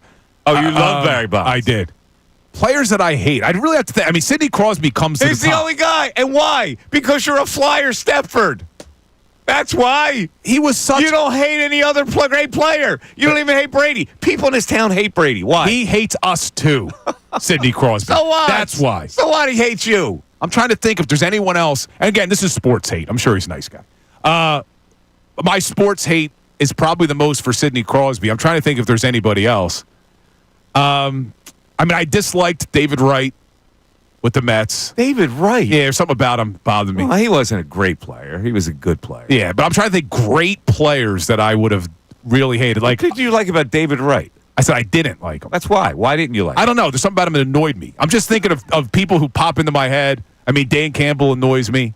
Although, I've gained a lot of respect for Dan Campbell. He thinks the tush push should remain, I read an article. There's something wrong with you, man. Right. Do you have any sports hate towards anybody? Irrational hate. Yeah. Just about every single one of the 2011 Cardinals. Yeah. If you introduced me to their bat boy, that ruined your childhood. Yeah, so everyone there. See, I hated the Phillies for putting themselves in that situation and losing to the Cardinals. That's where my hate went. I got you. Yeah, no. Pujols, That whole like end of his career where everyone was like, "Oh, it's so cool to see he's mashing guys again." Definitely on roids. 100% on roids. You guys are strange. 100% on roids. You guys are very strange. Brady also, when I was younger, hated Brady. Yeah. I kind of warmed up to the idea of Tom Brady. Bill Belichick's starting to get on my nerves. I was pro Belichick, slowly moving anti Belichick. Who else do we have? Pete Alonso, not a big fan of the guy. You don't like the polar bear? Yeah, big dork. He is a big-time nerd. Yeah, the whole lifting before the home run derby, like, give me a break, guy. Yeah, who would do that? Yeah. I mean, come on. Again, not a great player. I feel like you would say I would do that. About, you have a little more room to hate. Yeah, all right, I could hate him then. Yeah. Try to think, like, really great players. I hate the people who think they're a great player, and they're not. Like, this is why I hated Andre Iguodala here. Like, I hated he was a Sixer, and I hated him. Why? Because he thought he was a better player than he really was. Well, he's a Finals MVP, isn't he? Yeah, but he got lucky, and he landed on a team where he was a role player and was allowed to achieve that way. Well, so maybe it says more as about a main focus guy. He wasn't a great player, and he thought he was a great player. I think he was better than I used to cringe every time he would rise up for a 3-point shot. He thought, for some reason, he thought he was a good 3-point shooter. I used to go, "What, dude? What are you doing?" Couldn't stand him. You know, I'm not a big Giannis guy. Really? Yeah. I say I love Giannis. Plays hard. Maybe Giannis could call in and tell us why Greeks own diamonds. When I watched what goes on here, and I watch Giannis, the dude doesn't take possession off. 610-632-0975 is how you get in. Who do you hate and why? Mike Missanelli Show continues. The Philadelphia 76ers.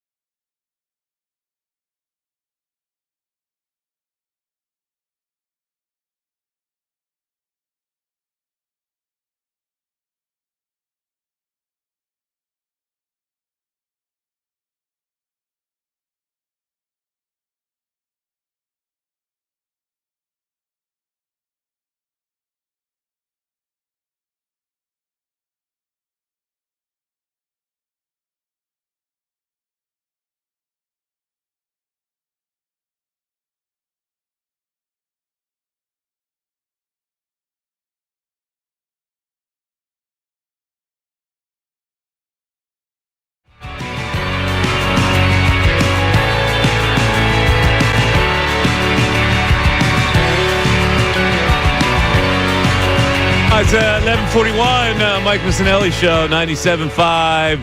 The Fanatic. We got some. You asked the question a little earlier, but why would JT Realmuto play a day game following a night game? And Rob Thompson was asked about that. And what did Rob say, Bill? So this is coming from our friend Anthony Sanfilippo, who covers the Phillies for On Pattison. He said he asked Rob Thompson about why JT Realmuto is in the lineup today rather than Marchand, with the Dodgers looming. Now, Sanfilippo says he's paraphrasing here, so this isn't a quote, but basically Rob Thompson said JT preferred to play today and take off on Sunday, so that's what we're going with. Huh? Now, Sunday's the Dodgers. Wait, what? Yeah, JT preferred. JT preferred to play today rather than Sunday? You know why JT might have preferred that? Who's he facing today? A guy who hasn't been very good over the last couple of years, been hurt. He's facing the Rockies' bottom of the staff pitcher. Yeah. And Sunday he'd be facing the Dodgers' full staff. Yeah, they got Antonio Senzatella on the mound today. I got to be honest with you. I'm the manager. I would rather have my guy play against the Dodgers than the Rockies. Now, I'm sure JT would like to face a lesser pitcher.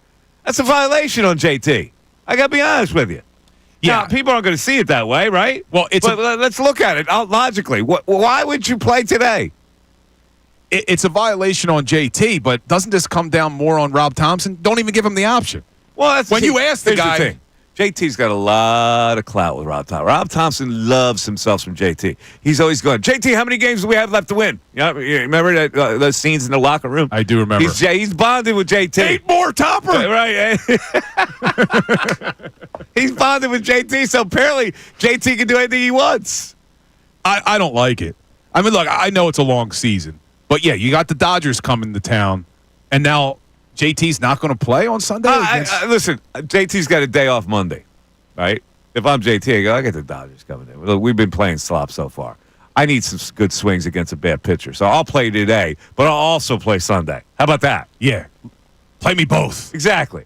Put me in, coach. That's all I'm saying. I don't know, man. It's an interesting decision, though, because we both saw the lineup and were shocked that he was in the lineup today with a night game, day game situation. Or Rafael Marchand. And they're, fiddling with the catcher's mitt in the dugout the whole game. Yeah, Marchand's going to have a big game, though, on Sunday. You think so? I don't know who's pitching for the Dodgers. I'll find out right now. Ray, you surprised a little bit? JT's in today? Yeah, surprised about that and hate the rationale for him playing. Yeah, I think it's kind of hard. JT says he'd rather play today, though, right? Yeah, okay, cool, man. I'd rather play against this guy that stinks than... JT must today's starting pitcher. A few at bats. Bona fide scrub. JT had a hit yesterday. It was his first hit after going he had a triple in game one. Then he was an offer. So there's no question in my mind that he wants to play today. Yeah, because he thinks he can get some good swings against this guy. Now, did you see breaking sports news from 97.5 The Fanatic and 97.5 Rob Thompson The Fanatic. has been fired for kowtowing to JT. Is that what it is? Not quite. Different team in town. Well, we got the surgery news yesterday about Embiid. Tyrese Maxey ruled out for the rest of the season. Oh, ruled him out for the rest of the season? That's from Shams. How about Kyle Lowry? Is Kyle Lowry coming back? He came back. He didn't he come back right the other night? He played. He put him back in the lineup. Yeah, he's back. Oh man, this is expected. All right, on Sunday, guess who the Dodgers are pitching? Tyler Glasnow. Yeah, if I'm JT, I'd rather play today too. Come on now. Now, did you see the pitcher on the mound for the Rockies today? This Antonio Senzatella. Yeah. In his first start of the year, had one of the wackiest stat lines. Did you see this, Ray? He gave up 9 hits in only 4 1/3. Yeah. 0 earned runs. Yeah. And didn't strike out a single batter. If you want to nerd out on that, my friend, we were texting about this earlier.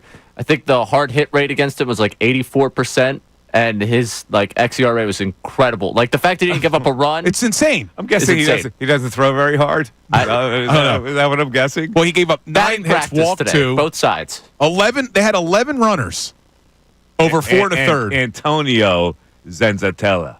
Yeah, well, he's been battling injuries. He's a Venezuelan. He's had knee and elbow surgeries over the last couple of years. He's 30 years old. It's only his 7th start in the last 3 seasons. Oh, they're throwing somebody to the wolves today. Walker and him on the mound. That's why I said take the over. Well, Yeah. I tell you what, you pay for pitching performance today, aren't you? Honestly, I might leave after the news at noon. I want to go catch batting practice down at CBP today. The news at noon is coming up in about 15 minutes. So what is the text board saying about any of the stuff that we talked about, including Val Kilmer? Any Val Kilmer stuff in it? We can get some Val Kilmer in a second here. We got Frank checking in on the Sosa conversation. Agreeing with you, Mike. You can't overexpose a guy like him. You have to put him in situations where he has high success rate. The same concept is with the Eagles. If Gainwell or Boston Scott show flashes, you can't just say they should be running back one. They're role players for a reason. The goal is to get the most out. Do it all the time in this town. You overreact to part-time players. You got to read the tea leaves on the guy. This guy is a solid part-time player. That's what he is. When you expect more from that, you get disappointed, and you lose the efficiency of the guy. You milk a teat that doesn't have the full milk in it. Did you hear that, Ray? You don't want to milk the teat that doesn't have full milk. You milk it a little at a time. Profound statements. You get what you can out of the teat.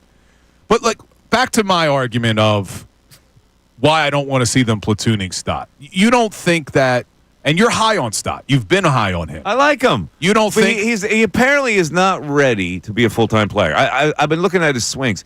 He seems that he seems to have lost a little confidence in his offensive ability. I can just tell. I look at him like early on when he didn't have a care in the world because he was just trying to fit in.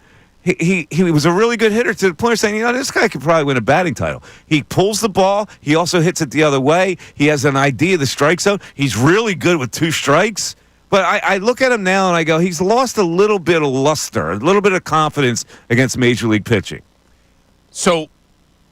He's lost confidence. So you want to give him more confidence by giving him more at-bats. That's Correct. what you're saying. I get it. Don't sit him but down. You can't, this is a team that's a contender. If you max efficiency your team by platooning a position or two, then that's what you got to do. That's what Fregosi did in 1993. Mickey Morandini was a better player than Mariano Duncan, but he realized Mariano Duncan can really help you against left-handed pitchers. But, Mike, I would agree with you if we were talking about the second half of the season. If we're in July and August, I'm okay with it. But when you're 5 games into a season, to already make the decision that we're going to start platooning Bryson Stott, I just think it's a little premature. As well as Sosa's been swinging the bat, I just think it's premature. Do you want to get off to a good start or not? You go, I want to get off to a good start. Or no, I want to get off to a good start after. What do you want? You bitch and moan when you get off to a good start and they hit a flat wall. Isn't it better to get off to a good start? The Braves are 0-7 right now. Isn't it better you bury them? I guess so, but when you look at the way the Phillies have come out the last 3 seasons, it's almost better they come out to a mediocre start. Is going to be fine. He's going to get 400 at-bats as a left-handed guy who's going to face right-handed pitching. What's wrong with that? What would you do in the postseason? Well, I would have to see where they were at that point. If I look at a guy like Stott and I go, he's got his confidence back, I can tell. I'm watching him. I see the way he's hitting. Then I go with him. If not, I wouldn't have a problem in the playoffs with platooning a position. I don't think there's anything wrong with that. If you max efficiency it. I guess, and I thought you did too. I don't know where my you think hopes the are high advantage for is. Bryson Stott. Yeah, but I don't think, where is the advantage of a full-time Stott over a platoon situation? Because you and I both agree, as good as Edmundo Sosa is, that he will come back down to earth. Not against left-handed pitching. He's going to come back down to earth. You keep making the statement he's going to come back to earth. He's not going to play enough to come back down to earth. He's a platoon player who's going to hit against lefties. That's perfectly fine for him. I want to look at That's a part-time player. I want to look at his career splits during the break. 610-632-0975. Back after this. Fanatic Sports Update. Phillies win on Wednesday. I'm Ray Dunn. This update is brought to you by Bet365. Whatever the moment, it's never ordinary at Bet365. Download the app today. The Phillies won 5-1 over the Rockies last night behind 7 innings of 1-run ball from Zach Wheeler. Trey Turner returned from back spasms that kept him out for a few games, went 3 for 5, driving a run from the leadoff spot. Edmundo Sosa went 3 for 4, driving in a pair of runs. The Phillies returned to action at 1 o'clock to wrap up the series with the Rockies. Taijuan Walker taking the mound for the Phils. Elsewhere, plenty came out of the NFL owners meeting down in Florida. Of course, course, we talked a ton about the tush push, the debate raging on through the NFL, but we got to hear from Eagles personnel down there. One thing that owner Jeffrey Lurie was asked about was Nick Sirianni receiving a contract extension in the wake of that Super Bowl win. Nick's going to be our coach, and we don't talk publicly, never have. You guys, I'm sure, will find out soon enough when Nick will be our coach going forward. And we'll let you know when that contract extension becomes official. Tonight, the 76ers take the court against the Bucks at 7 o'clock down at the Wells Fargo Center. Team announced yesterday Joel Embiid will begin surgery on his left knee next week, and then update will follow the procedure. And just moments ago, Shams Charania reporting that Tyrese Maxey has been ruled out for the rest of the season for the 76ers.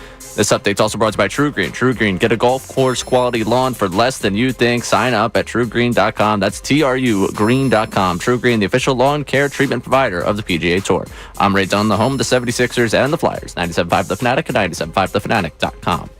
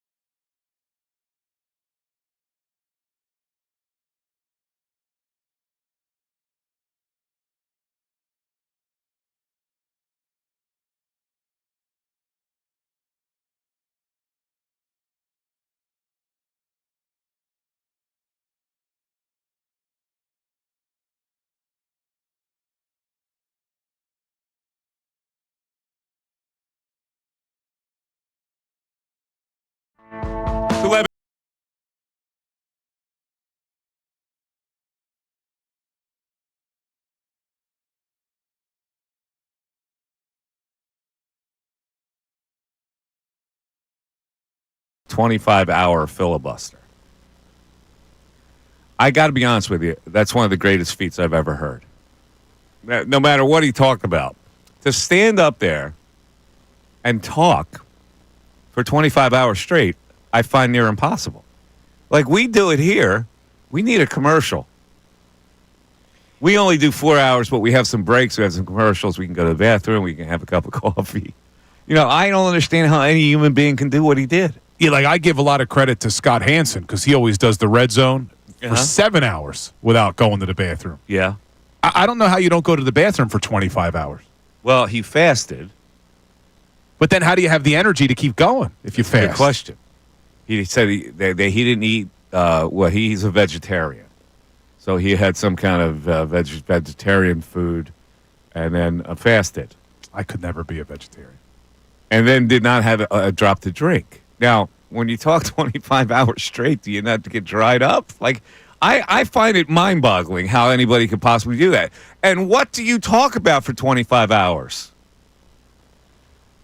I have no idea. I didn't hear any of it, so I don't even know what he was talking about. I'm pretty sure I could complain about the way things are in America in 1 hour. I got probably got 1 hour in me. I don't know if I have 25 hours. So is there a singular topic that you could go 25 hours talking about? No. Well, 25 hours is a really long time. Very long time. He talked about a lot of different things in 25 hours, but still, like, how do you have that much content? Well, that's what I'm saying. There would have to be something you are so passionate about to talk about 25 hours. Like, I think Bill could do 25 hours on Sirianni. Oh, I could do it. For sure. Should we make this happen? Should we do a 25-hour Sirianni Love marathon? See if I can do it. 25 hours on his workout regimen and his kind bars and his protein shakes and his steps. He would have no problem doing that. Well, people in the YouTube chat seem to think that maybe there was artificial means to this. They're saying Adderall.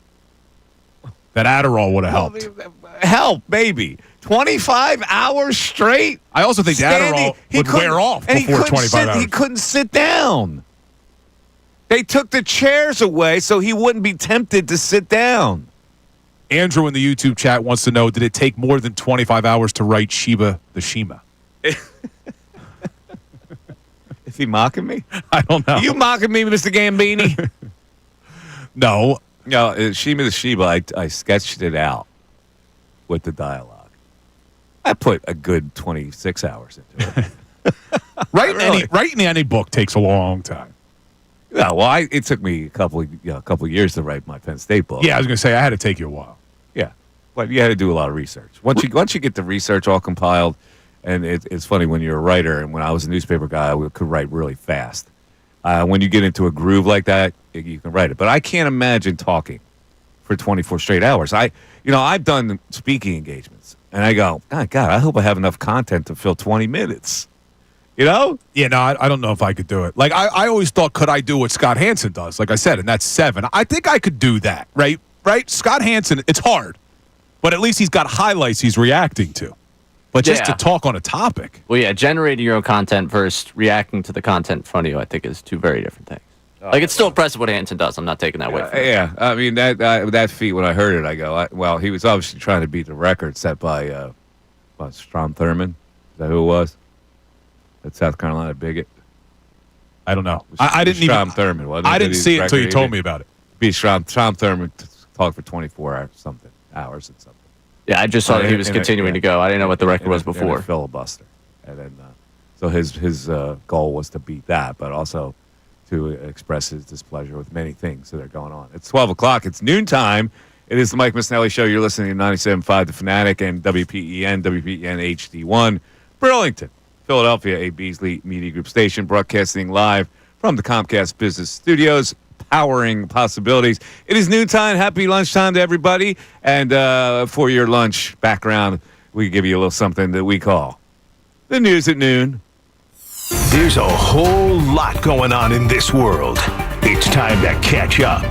Here's the News at Noon. 97.5 The Fanatic and 97.5thefanatic.com. All righty, is the News at Noon compiled by one Ray Dunn, who is going to Upper Darby for the first story. Ray, I'm curious. Yeah, we're starting out with, I guess, a town hall. It was one of those meetings that they broadcast live, and people have the opportunity to speak to the representatives. And one person in Upper Darby is not so thrilled. If you remember, last week we played DJ Gabe and his fake call, and he made the joke about Upper Darby taxes, and we laughed about, are taxes that bad in Upper Darby?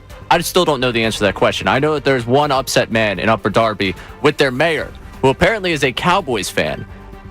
And that reflects on the leadership, according to one constituent here. This is what happened, guys, residents of Upper Darby Township, when you elect a Cowboys fan to your government. 29 years of losing with this team. What do you expect with the leadership? This is a Cowboys fan. This guy follows the Cowboys. You see what type of leadership they have, and that's what you put your trust in. Cowboys fan. Wait. Sickening. Is it sickening? Is that a tongue-in-cheek thing, or was the guy serious about that? I don't know, man. It seemed pretty serious to me. Was that a serious commentary, or was he trying to get a laugh? Oh, it sounded serious. Combination of the two. He doesn't like the mayor. He doesn't like he's a Cowboy fan, and he's tying the two together. Bad leadership, Cowboy fan. Now, most of us believe that there, but I didn't know if the guy was being serious or not. If he was being serious, I would think he would have a little more substance to that complaint. Well, I think it was the end of his complaint. He ends up walking off. I think it was a longer clip. That's just the clip that's gone viral. So he hates the mayor. It appears this so. Guy. Okay, I like it. Going to Upper Darby Town Hall, right? That's good stuff. Could you get elected to office in this area just running against a Cowboys fan? Probably. You probably could. Like, it's amazing to me that someone that's a Cowboys fan didn't have that used against them by whoever would be running against them. I feel like that's enough of a campaign to get elected around. And here he is, the competitor to the incumbent, about to give a speech. My opponent's a Cowboy fan. Good night, everybody. Yeah, that's all you say. All the votes have already been counted. All right, we'll take you for the second one. We'll get some baseball in here. Red Sox, Orioles. Kevin Brown on the call for the Orioles, for Masson down there. And Ceddanne Rafaela is batting. Ceddanne Rafaela. He has not walked in over a year. Who is that? I've never heard of him. Yeah, exactly. 9 hitter for them. Oh, okay. He is not known for his ability to walk. You think we have it bad here with Chase Rate? He is not one that walks a lot. You can listen in real time, and this has been cut down for just brevity, of course, as he walks on 4 pitches after Kevin Brown announces that this man does not walk. This is a guy you can't walk. Rafaela, it's 160 plate appearances without one now. Well, he doesn't walk. You walk him. Good point. And then there are just hitters that are like that. There's guys that walk, and then there's guys that get walked. Yep. Well, he may get walked. August 9th was his last walk. He actually walked twice in that game. I don't know what was in the water in that Astros-Red Sox game. There it is, 160 plate appearances, the longest streak in baseball for a non-pitcher. They don't hit anymore without a walk. Ends on 4 Cianel Perez pitches. Wait, he had 160 straight at-bats without a walk? Uh-huh. And this at-bat started with him saying, this is a guy you can't walk. 4 pitches later, he's on first base. First of all, this pitcher ought to be ashamed of himself. Yeah, how do you walk that guy on 4 pitches? If you had to just deliver it by, some DoorDash, to deliver the ball to the plate, you would throw a strike to the guy, right? Yeah, that's crazy. Come on, man. All right. All right, and for our last one, this is a lesson, okay? This is a lesson for all of you out there. No matter where you're broadcasting, where you have a microphone in front of you, that microphone could be on at any time, and you should be very careful. I'm taking you to Division III lacrosse. And actually, in this game, I believe Gettysburg was playing. So that makes this doubly important for us. They have a good lacrosse team. Yeah, well, it's not their home broadcasters, so they don't have to worry about what happens to these two guys. But a couple of fellas having college-age guy talk. Hot mic. Take a listen. She's like, come on. Terrible. Terrible sex. Just terrible. Like, Wait, oh, what? he's talking about terrible sex? Is that what I heard? Wait. On a hot mic? On a hot mic. Oh, Proof man. that whenever you're broadcasting, Division III lacrosse. keep that mic. Was there Division III lacrosse at Gettysburg? Do you know the lacrosse dudes? Yeah, that's what he just said. He thinks they were playing at Gettysburg. It was a Gettysburg game. Well, did you know the guys? Yeah, Gettysburg had a really good lacrosse team. They were always ranked Were you at the top. frat boys with those? Were you bros with those guys? Football players and the lacrosse guys at Gettysburg? Yeah, we got along with them, but they weren't like our fraternity was more football, basketball, baseball. The lacrosse guys were mostly part of it. You were in a jock house fraternity? Yeah, we were a lot of athletes. Now, did you make fun of the nerd fraternities? Were you one of those types of guys? Nah, not really. I think so. Maybe. Nah, honestly, I'm thinking yes. I know that my you posed in the mirror with your guns here. You were one of those type of guys that would make fun of the nerds. I was always a very nice guy. What are you feeling, Ray? What, that he was a nice guy? Bill was this jock frat boy who made fun of the smart frats. So there's that wasn't me. Little piece of Bill that I do think he obviously had the feeling that he was cooler than the rest of the frats. But there's a little piece of me that Bill loved the idea of being able to go anywhere on campus and having someone to talk to and someone to be around. So he was probably nice in the sense that he wanted a friend in every frat so he could go wherever he wanted. You think he was that type of guy? I do. Yeah, I gave back to the less fortunate, those who weren't as cool as me. You know, I had an ultimate I'm sorry. hot mic situation. Did you? Right here in this very studio. See, I get nervous sometimes. Like when we turn it off and we're like, man, Ray, how annoying is he? It's like, and that he's going to hear us.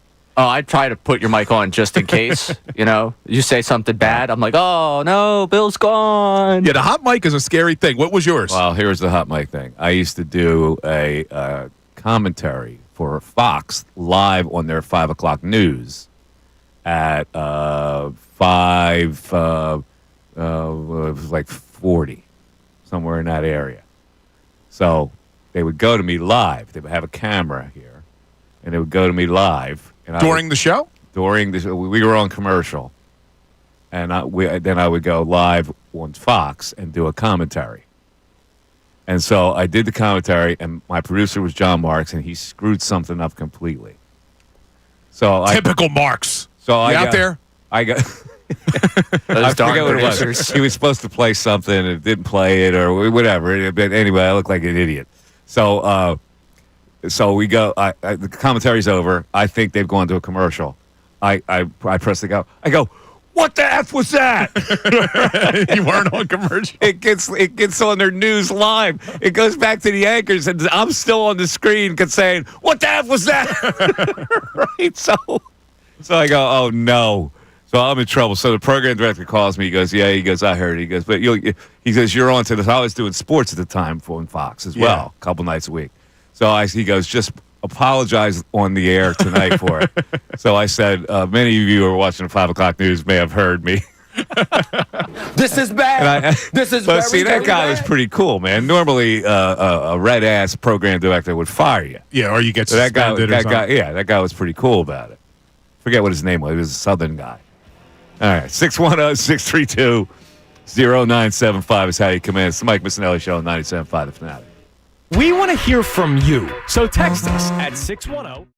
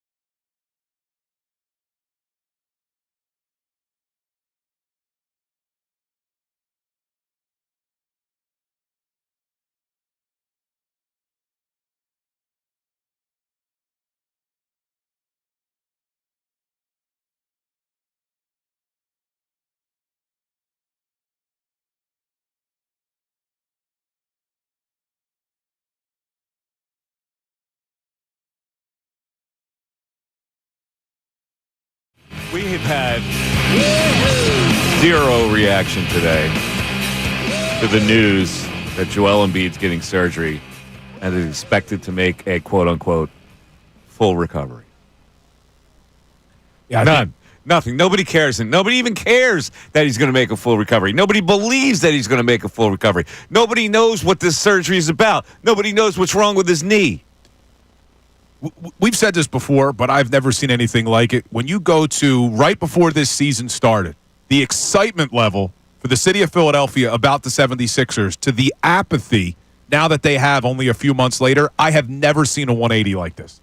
I mean, they really sucked the life out of Sixers fans as quickly as I've ever seen a fan base get sucked out of a supporting a team. It's been pretty wild. It's major news, right? Joel Embiid's getting surgery. He's expected to make a full recovery. That's major news. Nobody cares. Seriously, nobody cares. Nor do they believe anything good is going to come from it.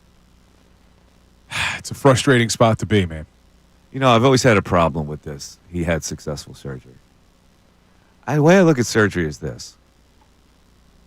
When they do it, they've done everything they need to do. But it doesn't become successful until you actually play again. Right? Am I missing something here? You think a doctor's not going to do it the right way? If he's got to tie something up or he's got to repair an ACL, well, he didn't do it? Of course he did it. That makes it, I guess, successful. He did what he was supposed to do by the rote of the surgery. Yeah, I think when they use the term successful, though, it just means that they went in, they did what they needed to do, and they closed it up. It wasn't successful today, because the surgeon screwed up. He tied the wrong tendon to the wrong tendon.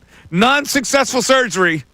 No, you're never going to get that. But what you may get, and I don't think we would get this from the Sixers about Joel, but you could get they went in and they found X, Y, and Z that was more than they thought they were going to find. Like, they're not going to give us that level of information.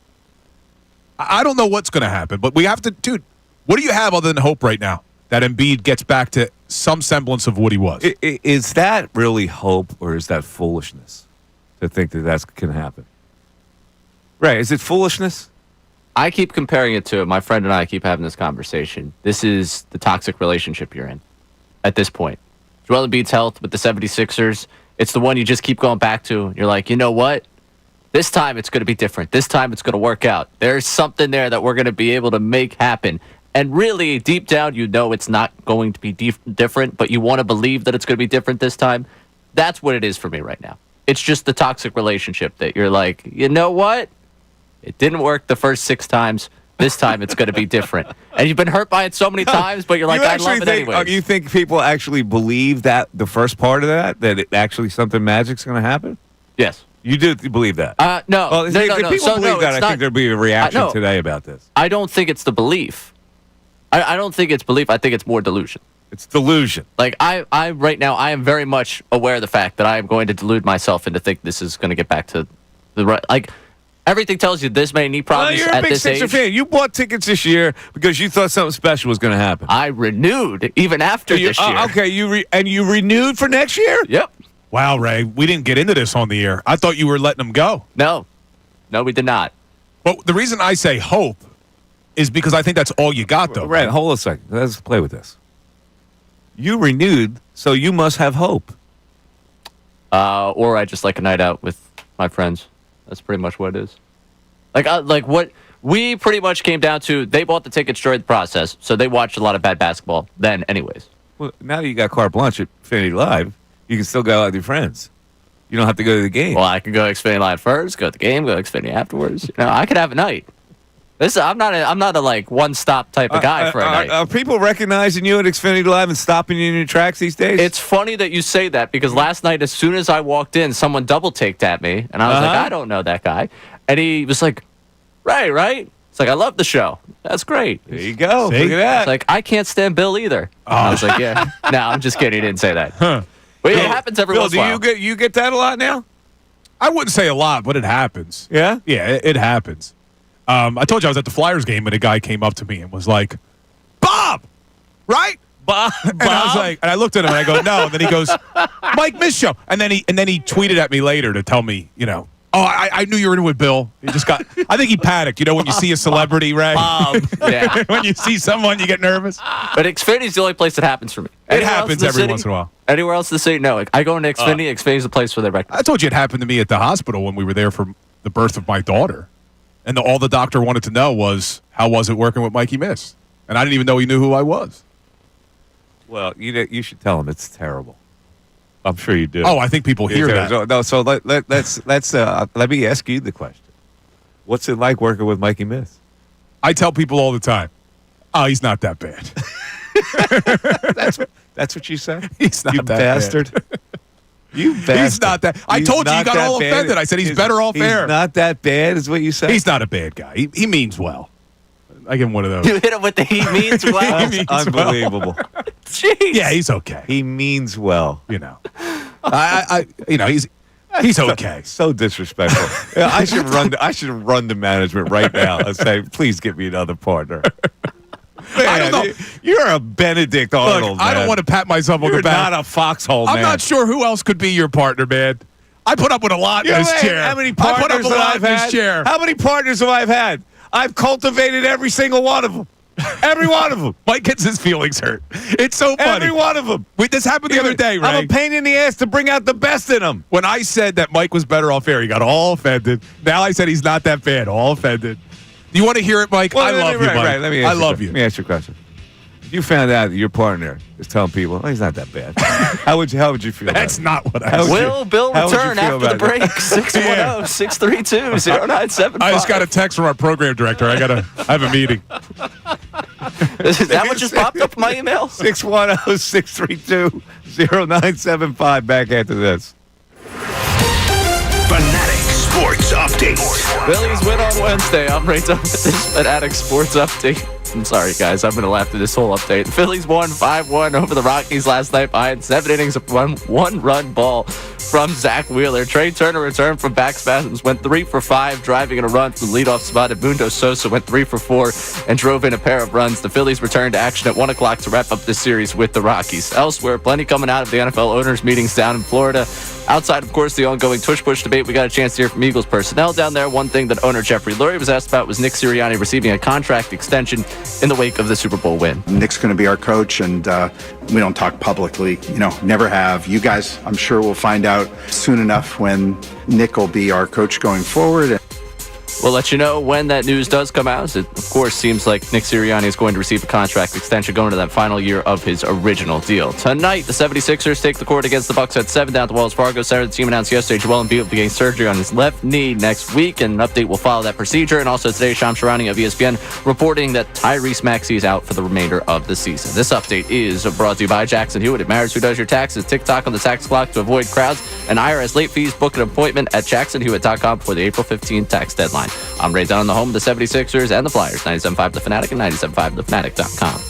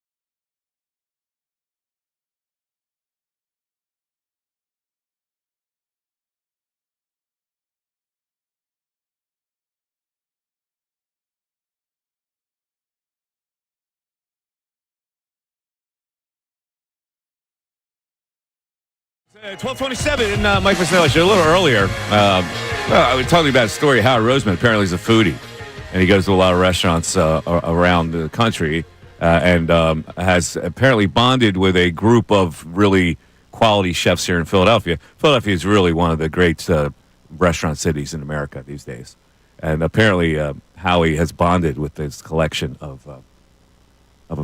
I would never figure Howie was a foodie. Yeah, but you know what? Big Dom probably helps him. You think Big Dom helps him? Yeah, I think Big Dom knows good food. Okay. In any event, he wouldn't name any of his favorite restaurants. So we're trying to ask the people what their favorite restaurants are in town, and I'm getting a lot of love for places in Conshohocken. Like Alton says, Bar Luca, Concha. And I've been to Bar Luca, very good. I'll give him that. Hook and Ladder, I have not been to. Yeah, we got tweeted at about that. That's in Conshohocken. Now, Scanicchio's in South Philly. I've been there many times. You have been also. Yeah, that's a great spot. It's funny because people ask me like, "What are your great Italian restaurant recommendations?" And I really don't have any. Like, there's a lot of good ones, but there's not one. Like, I can tell you that Le Virtu stands out for me. You told me about that place. Le Virtu is really it's different Italian.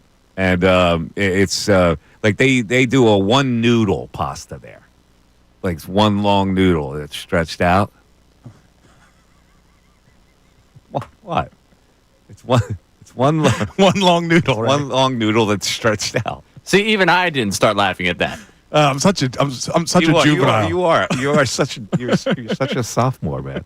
It was funny though. Anyway, it was pretty funny, right? One long noodle, and then no one else saw the hand motions about the noodle. They roll it off this machine. That's what got me. It was the hand motion. I didn't see the hand motion. That's all. You guys are giggle brothers. Now, yeah, no. All right, so I told you I'm going to dinner tonight. You know, where you go? Bristol?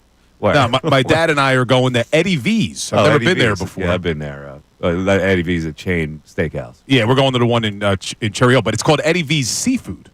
They got seafood there as well, but they're a steak place. Why is it called Eddie V's Seafood if it's a steak place? Because steak and seafood places go together. So they want to remind you that they're also a seafood place because there's a lot of steakhouses. Yeah, Eddie V's Prime Seafood is what it's called. Yeah, so it's prime steaks and seafood. Okay, yeah, it's an American seafood and steak restaurant. Yeah, it's a chain. And it's owned by Darden. Darden also owns, I believe, Olive Garden and all those. Yeah, it's a chain. Is it good though? It's got a thriving social scene. Those Eddie V's. All right, I'm looking forward to it. So you better dress down, Bill, because the ladies will congregate around you. I know. Well, you know what? We'll see if we get recognized tonight. You and Bill Senior out on the make out there. Yeah, me and my dad are going out tonight. You and Pop. I'm leaving the wife and daughter home. Sorry, babe. I'm going out with Dad tonight. We're going to pick up chicks. I used to pick up chicks with my dad. When I was like in my 20s. When I was in my 20s, and I'm embarrassed to admit this, when I was in my 20s. I'm embarrassed to hear it. We would be down the shore. And what my dad would do is he would go up to like women, and my dad always looked good for his age, and he would say to them, "This is what he's going to look like in 20 years." Wow. And then I would always go over, "Oh, Dad, you're embarrassing me." Hey, what's up? Which is interesting because your dad has a full head of hair. He does have a full head of hair, but my dad looks younger than I do. Your dad People think we're brothers. Your dad looks very young. That's actually awesome work by him. Yeah, it was a good icebreaker. It's a great icebreaker for me because then I get to like make fun of my dad and like say how embarrassed I am. Oh yeah, he looks good. So what's your name? It was a great way to meet women. I never had the experience of picking up ladies with my dad, right? Have you? No. Ray only does taxes with his father. We're more going out and getting a beer, having a good time with just the two of us type of guys. I'm going to give you a couple restaurant recommendations. I really like this place. It's called Soraya on Frankfurt Avenue. Yes. You've been to Soraya? Love That's in your neighborhood, right? Yes. Yeah, tremendous bar and really Mediterranean type of food.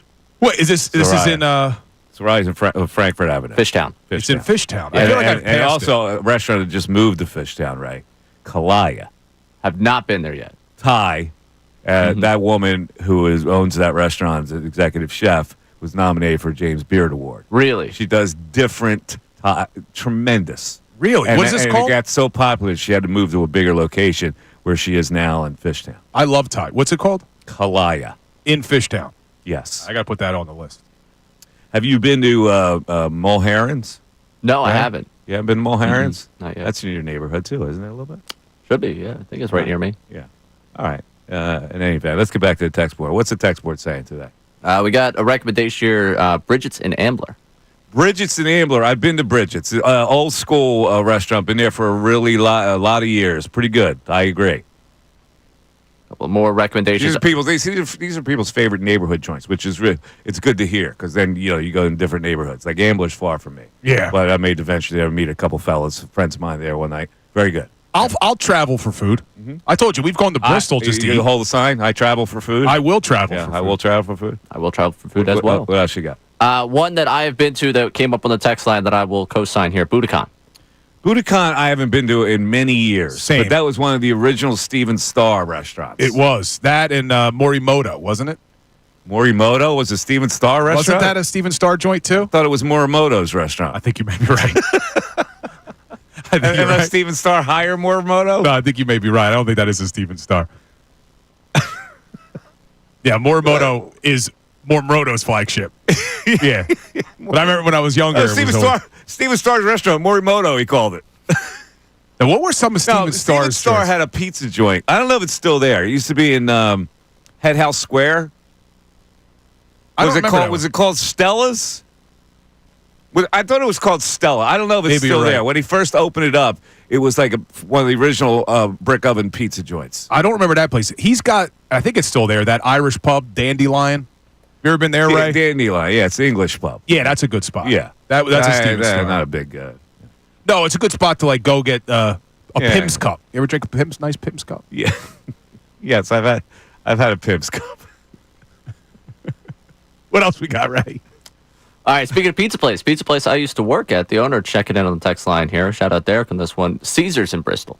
That's on the street that I grew up on. Yeah, big fan apparently. Caesar. Well, who's the guy that you know? He works in food. He used to be a pizza shop owner. I worked for him in high school. Derek. That's actually owned by my friend Donnie Pitalola. Oh, no way. Yes. Well, Derek's a fan of the place. Yeah, it's literally right on my street, the street that I grew up on. So people are questioning what your credibility to talk food because they said you gave Rite Aid 4 stars. No, for the Rite Aid I didn't cheesesteak. give Rite Aid. The cheesesteak story of Rite Aid is that I will try any kind of junk food. And so Rite Aid I used to go to, installed a sandwich bar. You know how you get the ready packaged sandwiches? It's like 7-Eleven or Wawa has the ready packaged sandwich if you don't want to make one fresh. Yeah. So I saw the sandwiches, right? And then I saw a cheesesteak row. And I go, I got to at least try it. Just so I can tell people to ward them off or say, it was surprisingly good. Well, it was horrendous.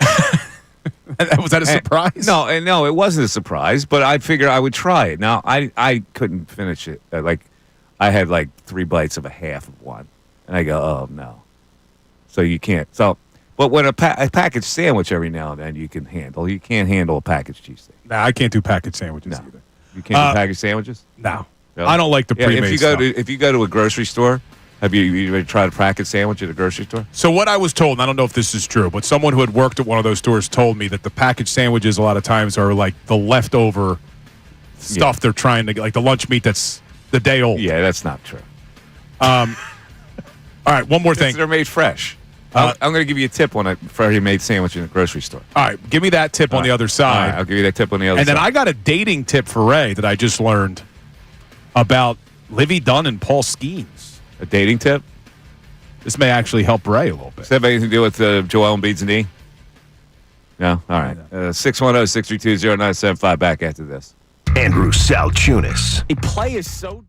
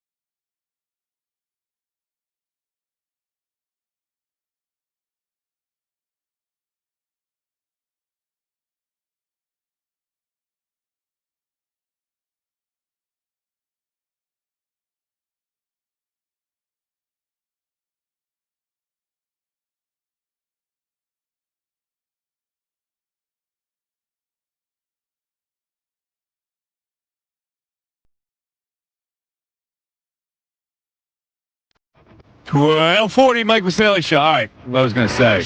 Grocery store, surprisingly decent, is the $6 hoagie at Acme.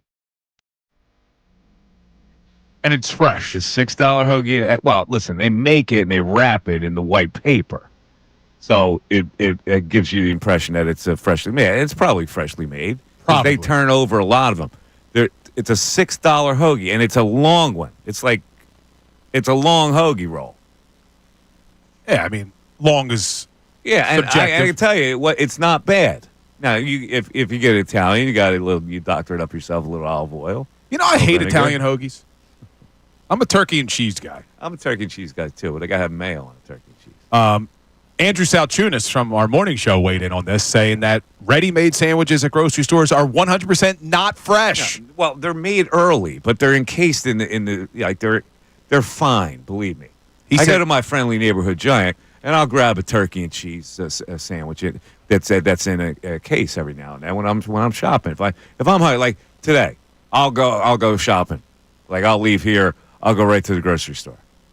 But you shop frequently throughout the week. Yeah, I haven't. You're not like a one-time-a-week shopper. No, but I haven't been there in a while. But I need to get there because I'm out of coffee. So I'll go there, and I haven't had lunch, so I may grab one of those turkey and cheese sandwiches that are ready-made and eat it in the car on my way home. That's what I do. Yeah, you're kind of a risky eater, though. It's not risky. It's turkey and cheese. Yeah. Oh, with tomato. See, I would probably just go right to Primo, get a turkey and cheese. That's $15. I know, but when it comes to I'm what not you're going to spend buy a $15 hoagie in the middle of the day. Yeah. That's the way I roll. That's something small I need for dinner. Then they'll get you to dinner time. Now, I before we move on to our Phillies or Sixers or whatever. We have some topics going on? Well, I want to follow up. We have Vicente's been hanging since. He's been hanging so long that Ecuador changed the country's name. I just want to follow up on dating advice you gave Ray earlier in the week. You said, I forget who you were talking about, but sometimes be standoffish, plant the seed of intrigue. Yeah, who were we talking about? I don't remember. Who were we talking about, Ray? We were talking about Top Gun when he leaves. When he leaves the place and he gets her to want more. I pay attention. Yeah. So I just saw an article that Barstool put out about Livy Dunn and her relationship with Paul Skeens. And this falls right in line with Mike's advice to you, Ray, that sometimes you got to play a little hard to get. It says Livy Dunn says her relationship with Paul Skeens nearly ended before it began because he wouldn't follow her back on Instagram. You see, Paul Skeens play a little bit hard to get. Livy Dunn asked to follow him, and he let her sit on pending request. Two things to chime into this conversation. Hilarious that an interview on GQ, your algorithm, the way you find out about it is Barstool. That's a good way to find out. You're right. This isn't GQ. News. Yeah. Secondly, no. I'm sorry. Paul Skeens throwing 100 miles per hour, being a star for LSU. A little bit of different dating styles for the two of us. Well, wait a minute. Here's the other part of that. Maybe Paul Skeens was scared. Maybe Paul Skeens was a nerd. Maybe throwing 100 miles an hour did not make him confident with ladies.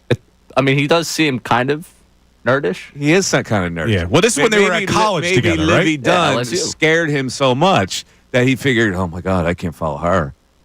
But, Ray, let's just go through this, and then we'll get back to sports real quick. So I'm really excited to see how that if an goes. attractive woman, let's say she reaches out to you on a dating app or on social media, you're not responding right away. Oh, no. Yeah, that's what I'm saying. So you play the game. Yeah, you have to. That's the whole, the building of intrigue here is real. So if Livy Dunn friend requested you, how long you letting her sit as a pending friend request?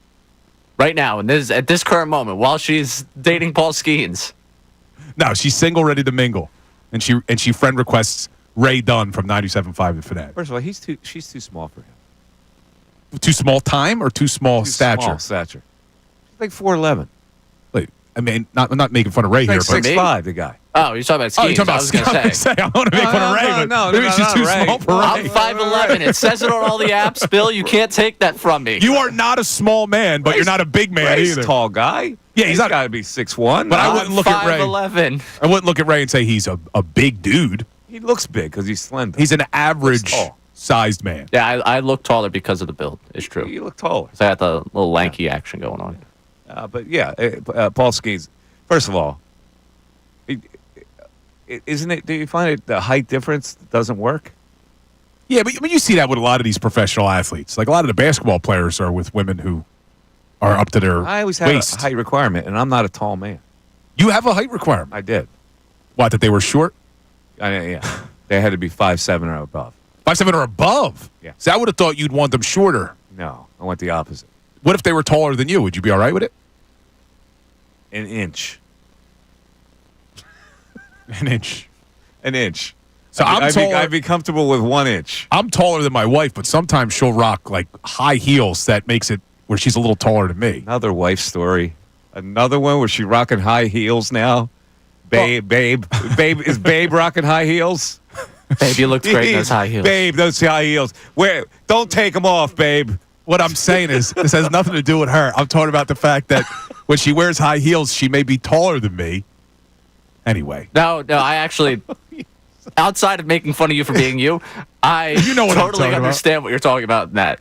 Yeah, I mean, it doesn't bother me, but it's like, all right, whoa. Yeah, where'd that come that from? one before. All right, anyway, back to sports. All right, go ahead, Bill. What else is on your mind, babe? All right. Well, let's get on record right now because first pitch is about 15 minutes away. That's right. The game will be on, and we'll be giving you updates. Yeah. So let's all predict. By the time we get off the air at 2:00, I want everybody's prediction. How many runs Taiwan gives up? So we're off the air at 2:00. How many runs does Taiwan give up in that hour? I think Taiwan's going to pitch well against that team. I think he blanks him for the first 3 innings. Wow, I'm putting these down. We're going on record. Yeah, I'm going blank. First 3 innings, Taiwan Walker. All right, Mikey Miss is going 0 runs by 2:00. Yep. I have a lot less faith. I'm going 4. 4? Yeah. I'm saying he's giving up 4 runs in the first hour. 4. What do you got, Ray? I got 3. All right, Ray Dunn's going 3. I had the drop ready in case you took my number, or I got to use the drop to give my number. All right, we'll see what happens. People in the chat are checking in. Jay King says 6 runs in the first hour. I almost read that person's name, and I can't. 5. Why can't you? I don't know. I think just don't. Whatever you do, if you don't think you should do it, don't do it. I think it's got a sexual connotation to it. Oh, really? I think. Okay. I think. Yeah, just when in doubt, don't say it. All right. So we've been all over the map today. And the one thing we talked about at the Phils is that platoons are working. And I have no problem with a platoon. For some reason, Bill does. You got a problem with platooning this early in the season for Bryson Stott and Brandon Marsh, and mainly because they said they were going to give him a full chance, right? Exactly, and you're only 5 games in, so I don't want to see them to start platooning. But Bryson the Stott. platoon has helped them get off to a really good start. Let's face it. Well, has it? Well, yeah, they're off to a pretty good start. Yeah, no, but is that because of the platoon? Like Edmundo Sosa. Sosa yesterday. That was only yesterday. The only reason he was in the lineup before that was because Trey Turner was hurt. Okay, but yesterday is the important part. He was platooned yesterday. Stott did not play. Sosa played. Now, the people that think Sosa should play for Trey Turner are off their rocker. Yeah, yeah, that's just taking it too far. Because first of all, Sosa is not a great defensive player. He's an okay defensive player. He's got a good arm, but he would make so many more errors than Turner, who last year made a lot of errors. Now, I don't think they should do this. Let me go on record. I don't think they should do this. But I wonder if there are people out there who would have said, trade Bohm for anything and just move Sosa to third. No. I wouldn't do it. I wouldn't do it. He is not a full-time player. Repeat that 100 times. He is not a full-time player. Yeah, he is not a full-time. Bohm is a full-time player. Sosa is not a full-time player. Do they still make you do that in school? I used to get in trouble all the time. Write it 100 times on the blackboard? And I have to write, I will not do this. I will not talk in class. What did you get in trouble for? Always for talking too much. Always. No, that shocks me. 610-632-0975. Babe. We're back after this. Fanatic Sports Update. Phillies win on Wednesday. I'm Ray Dunn with this Fanatic Sports Update. The Phillies won 5-1 over the Rockies last night behind 7 innings from 1-run ball from Zach Wheeler. Trey Turner returned for back spasms, went 3 for 5, driving in a run from the leadoff spot. Edmundo Sosa 3 for 4, drove in a pair of runs. Phillies returned to action at 1 o'clock today to wrap up this series with the Rockies. Taijuan Walker on the mound, and the Phillies facing righty, so Kyle Schwarber leading off for the team. Elsewhere, plenty came out of the NFL owners' meetings down in Florida. Outside the ongoing tush-push debate, we got a chance to hear from Eagles personnel down there. One thing that owner Jeffrey Lurie was asked about was Nick Sirianni receiving a contract extension in the wake of the Super Bowl win. Nick's going to be our coach, and we don't talk publicly, never have. You guys, I'm sure, will find out soon enough when Nick will be our coach going forward. And when we find that out, we'll let you know about a Nick Sirianni contract extension. Tonight, the 76ers take the court against the Bucks at 7 down at the Wells Fargo Center. Team announced Joel Embiid gained surgery on his left knee next week, and that we will get an update following the procedure. Also today, Shams Charania of ESPN reporting that Tyrese Maxey will be out for the rest of the season. This update is brought to you by Jackson Hewitt at Matters Who Does Your Taxes. Tick-tock on the tax clock to avoid crowds and IRS late fees. Book an appointment at jacksonhewitt.com before the April 15th tax deadline. I'm Ray Dunn in the home of the 76ers and the Flyers. 97.5 The Fanatic and 97.5thefanatic.com.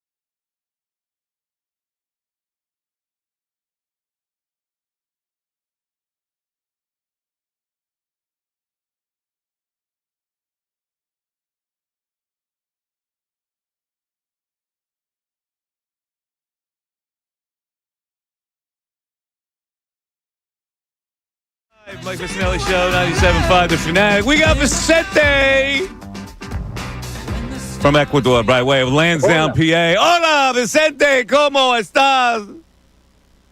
Bien, gracias. Hola, amigo. ¿Cómo estás? Hola, amigo. I am very happy. You know, I still celebrate my birthday, April Fool's. Well, your birthday was on April Fool's? Yeah, that's correct. I that's right. It was. I didn't forgot it was April Fool's Day. No, that wasn't a joke. It was my April Fool's Day. Oh, good deal. Anyway, my wife took me to a Mediterranean Italian restaurant called Exit 13, which is located in Conestoga Road by Bryn Mawr, near Villanova. You might be familiar with the area. Exit 13. Huh. That's the name of the restaurant because, you know, when you drive in the Blue Route and you want to get off in Villanova and Lancaster Pike, you take Exit 13. Exit 13 Gastro Bar. I see it. It's on Conestoga Road in Bryn Mawr. Okay, I got you. Yeah, you're fine.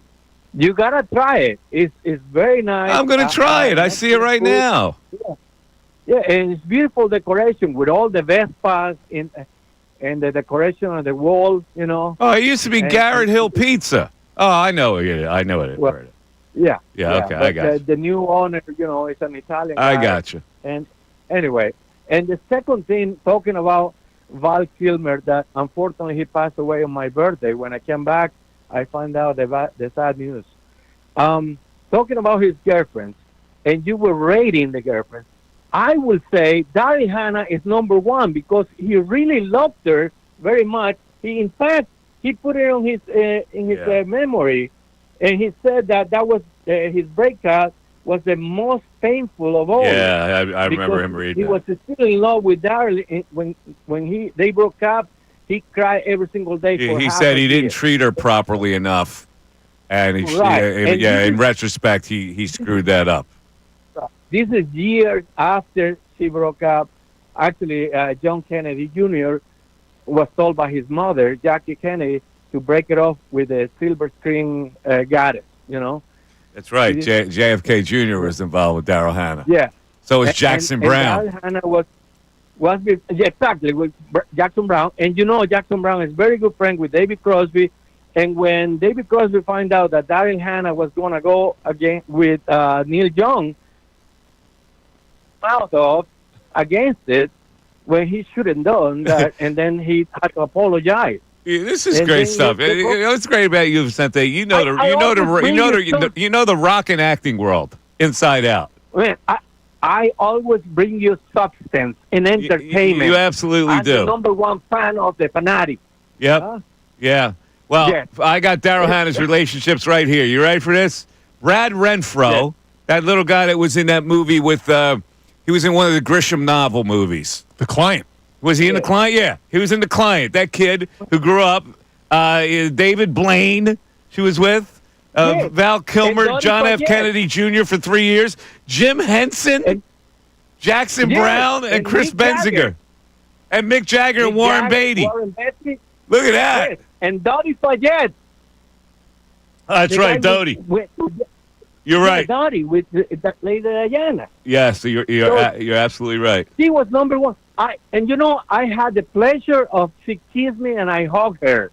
You hugged Daryl Hannah? Correcto mundo. Whoa! I told you up in Central Park West in 72nd Street in New York City. She was living in Paige Hannah's apartment, her sister. You know, Paige Hannah married to Lou Adler, the producer from Mamas and the Papas and Carole King Tapestry album. Come on. He's a very good friend with Jack Nicholson. I gotta ask you a question in Spanish regarding Daryl Hannah and your hug. ¿Lo has tacado? ¿Lo has tacado?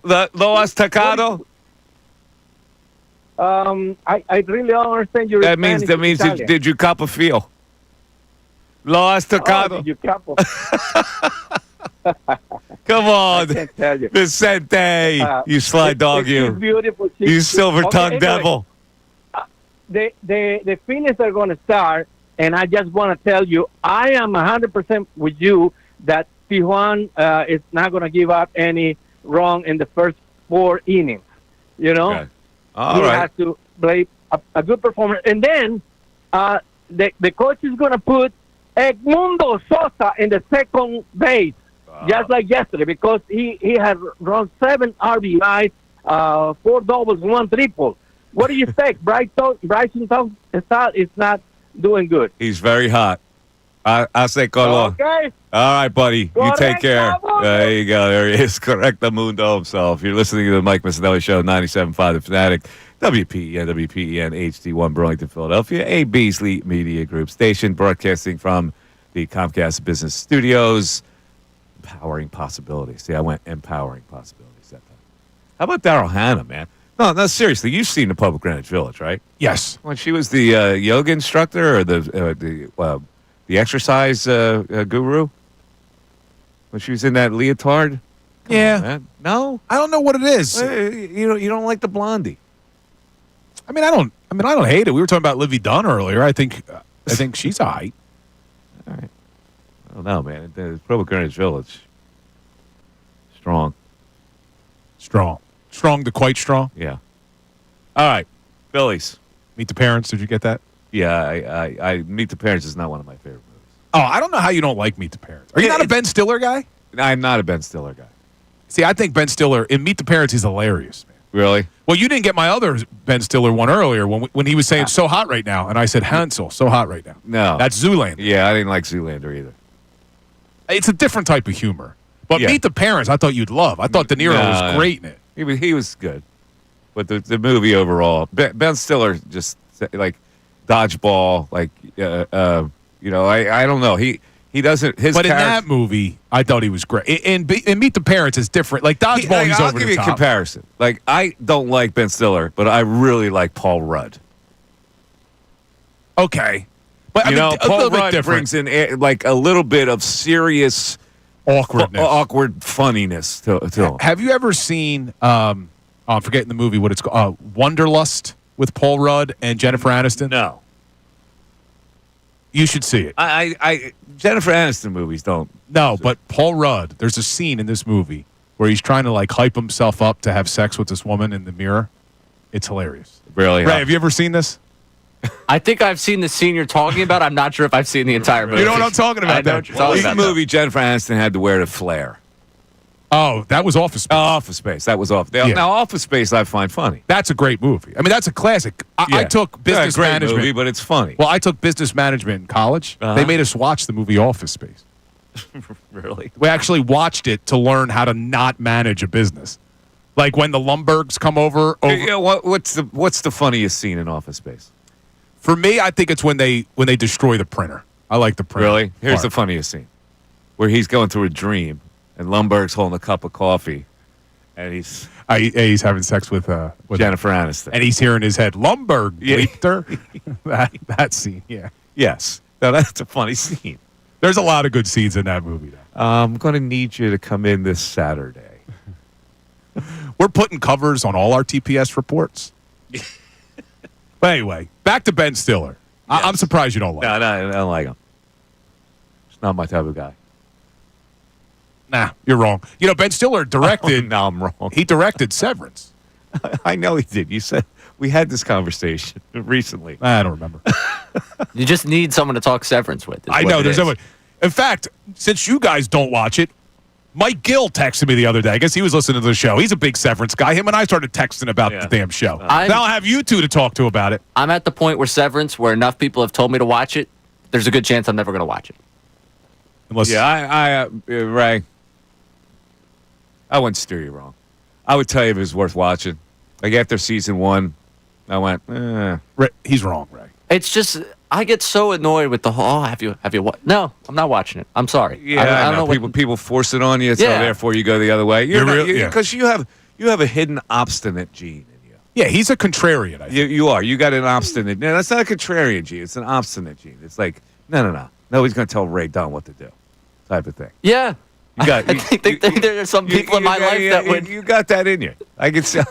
There's some people that might tell you that runs into a bit of a problem for me. I can see that in you. Now, where does that come from, Ray?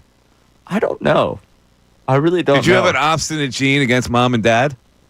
No. No? Not really. Yeah, good relationship with mom I and have dad? a great relationship with them. I mean, they come to pretty much everything the Fanatic does. You were never... You have older or younger siblings? Younger. Only younger siblings? Only younger siblings. You were the oldest. I was the oldest. Maybe that says it. I don't know. Are you the beacon in your family, Ray? Are you the example that everybody must follow? I mean, my siblings would tell you yes. Like, they would be like, everyone always wanted to talk about Ray. Yeah. Yeah. I had an older brother. It was going to be a doctor, so he was like the beacon. He would bring home cats in gym bags. Ooh. Yeah, he would bring back cats, formaldehyde cats, that he would operate on during spring breaks. Wow. You know. He's a doctor. Yeah. Well, he wanted to be a doctor since he was like 12. Yeah, well, I've wanted to do this since then. Did you? So, yeah. Yeah, I didn't know what I wanted to do. I'm 100 years old. I still don't know what I want to do in life. It's a curse. Like Bill. Bill, did you always want to be a lawyer? Or was that just a profession you decided to follow? It's just you knew it was going to be a profession. It was just a profession I wanted to follow. Well, I feel like you when you're have an overall love of the law. Definitely not. Okay. But dude, like growing up, you hear like there's a couple. You assume there's like 3 professions when you can growing make up. money. Yeah, it's like all right, I could be a doctor, a lawyer, or a businessman. That's like basically what I thought. And I decided to be a lawyer who turned into a businessman and opened his own firm. Look at you. That was it. And now look where you are. But this is more following the dream. I said one day I want to. You are working with somebody you can't stand. I wanted to and be. You can't give a compliment to when anybody asks you about it. And you're not talking about Ray. You're talking about yourself. I'm talking about myself. I love you, man. Just don't start calling him babe. Call me babe. Can you? Just call me babe. 610-632-0975. The Phillies are on. We'll tell you about it after this. Tyrone Johnson.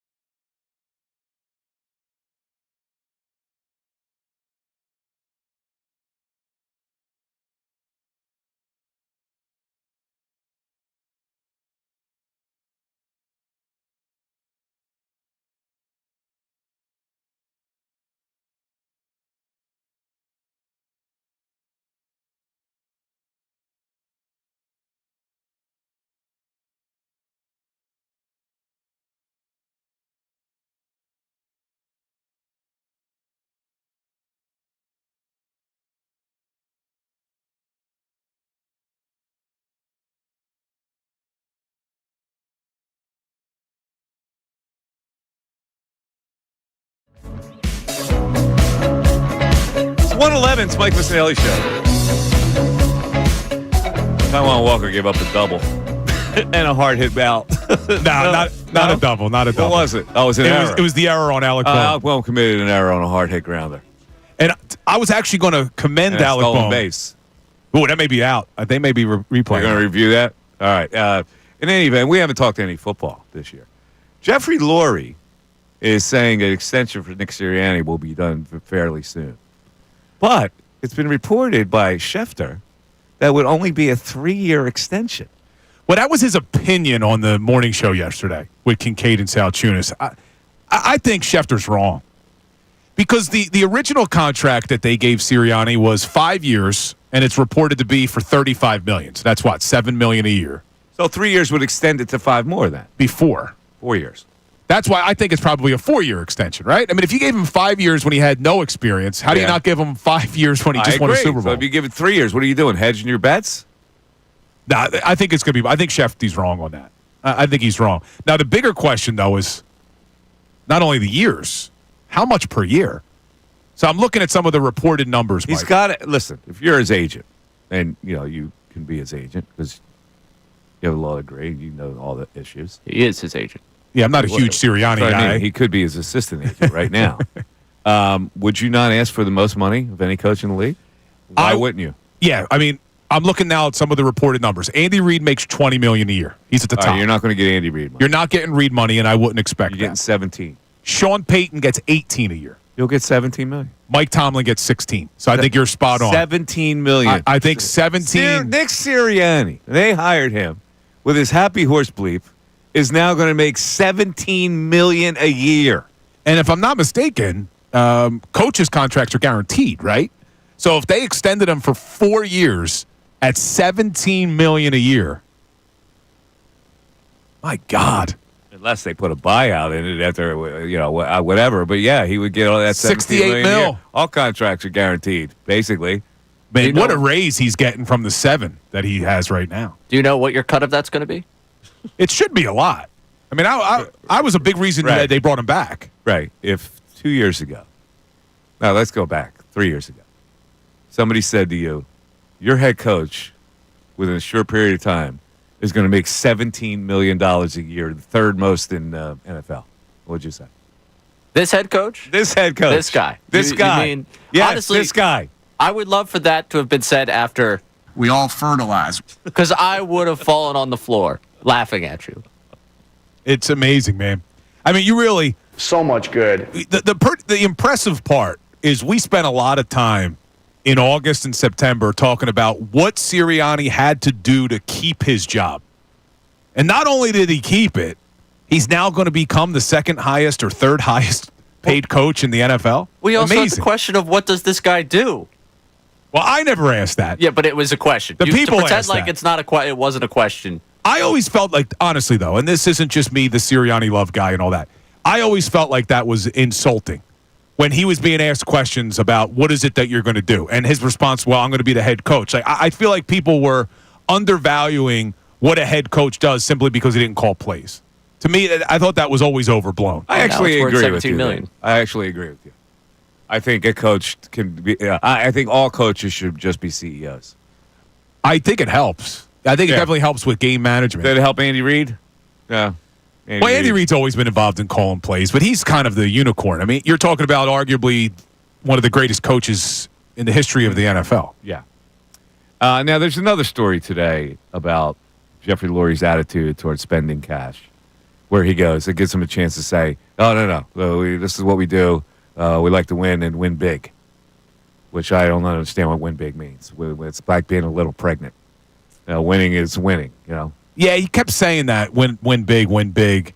I mean, it's hard to look at some of the moves that they made this offseason and not think that they were trying to spend a little bit less cash. Yeah, but to his credit, he has spent cash. And that Carson Wentz thing, that was the first guy that really hung up a team with a hard cap hit.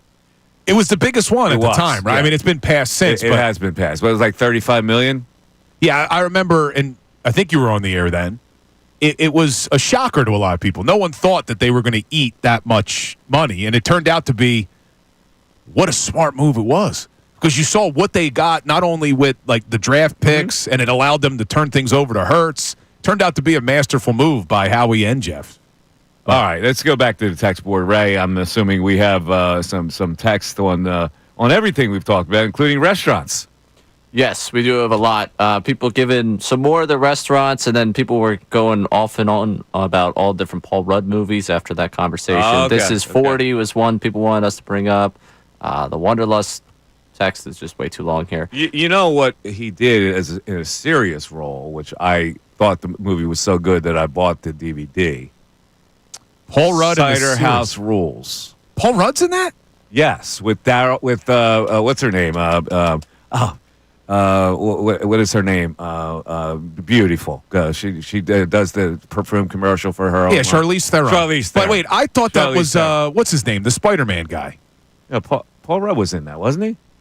Wasn't he? He is in it. You're right. I always assume it's Tobey Maguire who was in it. I didn't remember Paul Rudd. Yeah, Paul Rudd was the military boyfriend of hers, I think. That's right, Lieutenant Wally Worthington. Yeah, there you go. Great movie. That is a great movie. Michael Caine. It's an old movie. 1999. I haven't seen that probably since 99. It's not that old. 1999 is not that old. That was a solid movie with a poignant theme in it. I wouldn't say Paul Rudd's best, though. No. He's got a lot more memorable Of course he does, because he's a comedic actor. But that was a serious role that he played. Now, the first time I ever saw Paul Rudd, the movie Clueless. The movie Clueless, yes, where he was the half-brother. The half-brother. No, the step-brother. Because they ended up, like, dating, so they weren't half-brothers. That's right. It was the step-brother. Alicia Silverstone's yes. step-brother. Now, Paul Rudd sat behind me on a train from New York to Philly one day. Yeah, that's the way you should word it. Paul Rudd sat behind Mike Missanelli, not Mike Missanelli sat in front of Paul Rudd. No, he sat behind me. And so when it landed at 30th Street Station, we got off the train at the same time. And I said, hey, Paul, how's it going? They go, why are you in town? He goes, well, we're in town for the Philly Film Festival. He goes, I have a film in it. And we got a little conversation. What film did he have? I forget what it was. It was, an obscure film that he was back in. Gotcha. And it was in the Philly Film Festival. Well, yeah, I would say we're boys. We got to get him on the show. We should get him on. I'll reach out to his people. Reach out. Yeah. Remember the guy who talked to you at 30th Street Station? Yeah. No, I introduced myself to him. I said I do radio in town. What's his deal? He's a Yankees fan, isn't he? I don't know. Or is he a Red Sox guy? He's a Red Sox guy. It's like a very big difference. No, he's a Kansas City Chiefs guy, isn't he? That's what it is. I remember it was like one of these teams. Yeah, he's a Kansas City Chiefs guy. Because he went to the University of Kansas. Yeah, there you go. All right, 610-632-0975. Folks, we're hearing from a lot of people that said they've tried to call in today, and they're all getting is a dial tone. All I can say is I apologize. I know there have been many people tried to call in, and they've had problems one way or the other. We have no control over it. But some people are getting through. So if you want to tempt it, please do. 610-632-0975. We're back after this. Fanatic Sports Update. Phillies won yesterday. I'm Ray Dunn with this Fanatic Sports Update. Phillies are back in action this afternoon against the Rockies to wrap up the series, trying to go for the series sweep after winning 5-1 last night behind 7 innings of one-run ball from Zach Wheeler. Trey Turner returned from back spasms, went 3 for 5, drove a run from leadoff spot. Mundo Sosa 3 for 4, drove in a pair of runs. The Phils have Taijuan Walker on the mound as again they're going for the series sweep down at Citizens Bank Park against the Colorado Rockies.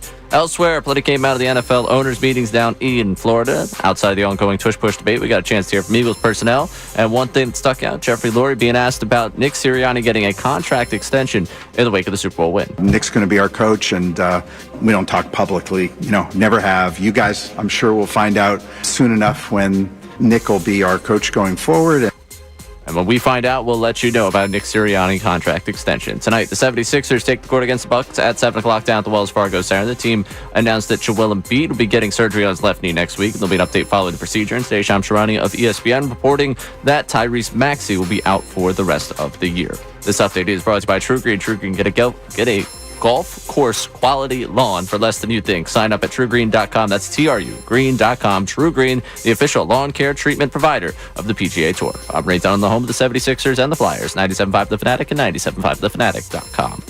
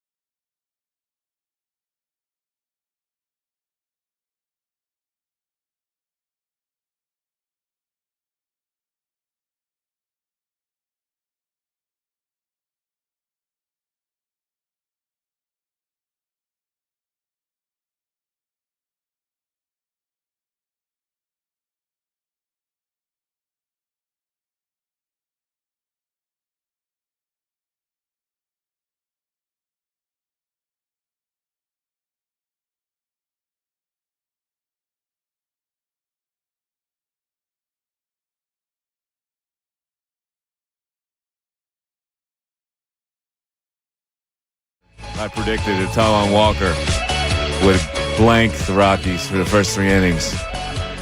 Zeros. So far, he's through 2, Bill. No hitter for Taijuan. No hitter. He's faced the minimum. Now, there was the error, but then a strikeout throw him out by JT. I don't know, Ray. I think he's going to you say scoreless through 3. Scoreless through 3 for Taijuan. But the issue is the second time around. Let's hit him with this, too. I keep forgetting that you have access to that over there. Oh, yeah. So there's a couple times where I'm doing something here. I hear the horn go, and I freak out. What happened? What happened? Well, in the 4th inning, you're going to hear this. Yeah, the second time through. There you go. But our wager here about how many runs was before we got off the air, so there's still a half an hour. Yeah. I'm sticking to my 4 runs he's going to give up. All right, let's go to the phones. We got Andy from Lambertville checking in. What's up, Andy? How you doing? Hey, Michael. Good afternoon. Hey, Bill. Hey, Ray. What's going on, man? What's up, Andy? How you doing? Was this Andy from our YouTube chat? Yeah, Andrew from the YouTube chat. Well, what's up, man? All good, brother. Hey, I wanted to give a shout out to the YouTube chat. I have the most fun with that YouTube chat. It really is something else. Bill has a lot of fun with it too. We have the best chat going. So anyone that's not on our YouTube chat during 10 to 2 is making a mistake, if you know what I'm saying. Yeah. I don't know why anybody else would be on any other YouTube chat, especially when some nudnik is the host. You know, we're not nudniks. All right, but anyway, go ahead. We listen hey, Michael, we listen to every word you say, but the YouTube chat is beautiful. It's A++, man. I like it. Thank you. So, but Mike, I do have a little bit of a bone to pick with you, if I may. All right. Well, I want to know, what is your problem with my guy Rojas? I think it's because he's 24, and I think you might be a little out of touch with his swagger. You always make fun of him because he looks at the video and he makes a catch. First of all, that's what the kids do nowadays. Let me ask you a question. Where has he deserved swagger? What has he done in big league baseball where he's going to give you swagger? Are you kidding me? Makes plays in the outfield. That's it? He chases down fly balls. That's that's his swagger. That's catch fly balls. He catches fly balls. Is what he does. Just regular fly balls, right? Can he hit? What do you think of his hitting? Well, I don't know if he can hit yet. I think he's going to get better and better as he ages. Well, to have swagger, throw some hits in there. Don't look at your brilliant catch on YouTube 74 times. He was 2 for 2 yesterday. Tell him, Andrew, 2 for 2 yesterday. The manager goes, it was his best game, and he says, I agree. Come on. Yeah, I agree. He had a good game. You can't have swagger unless you have accomplishment. Okay, fair enough. All right. But let me ask you this. Yeah.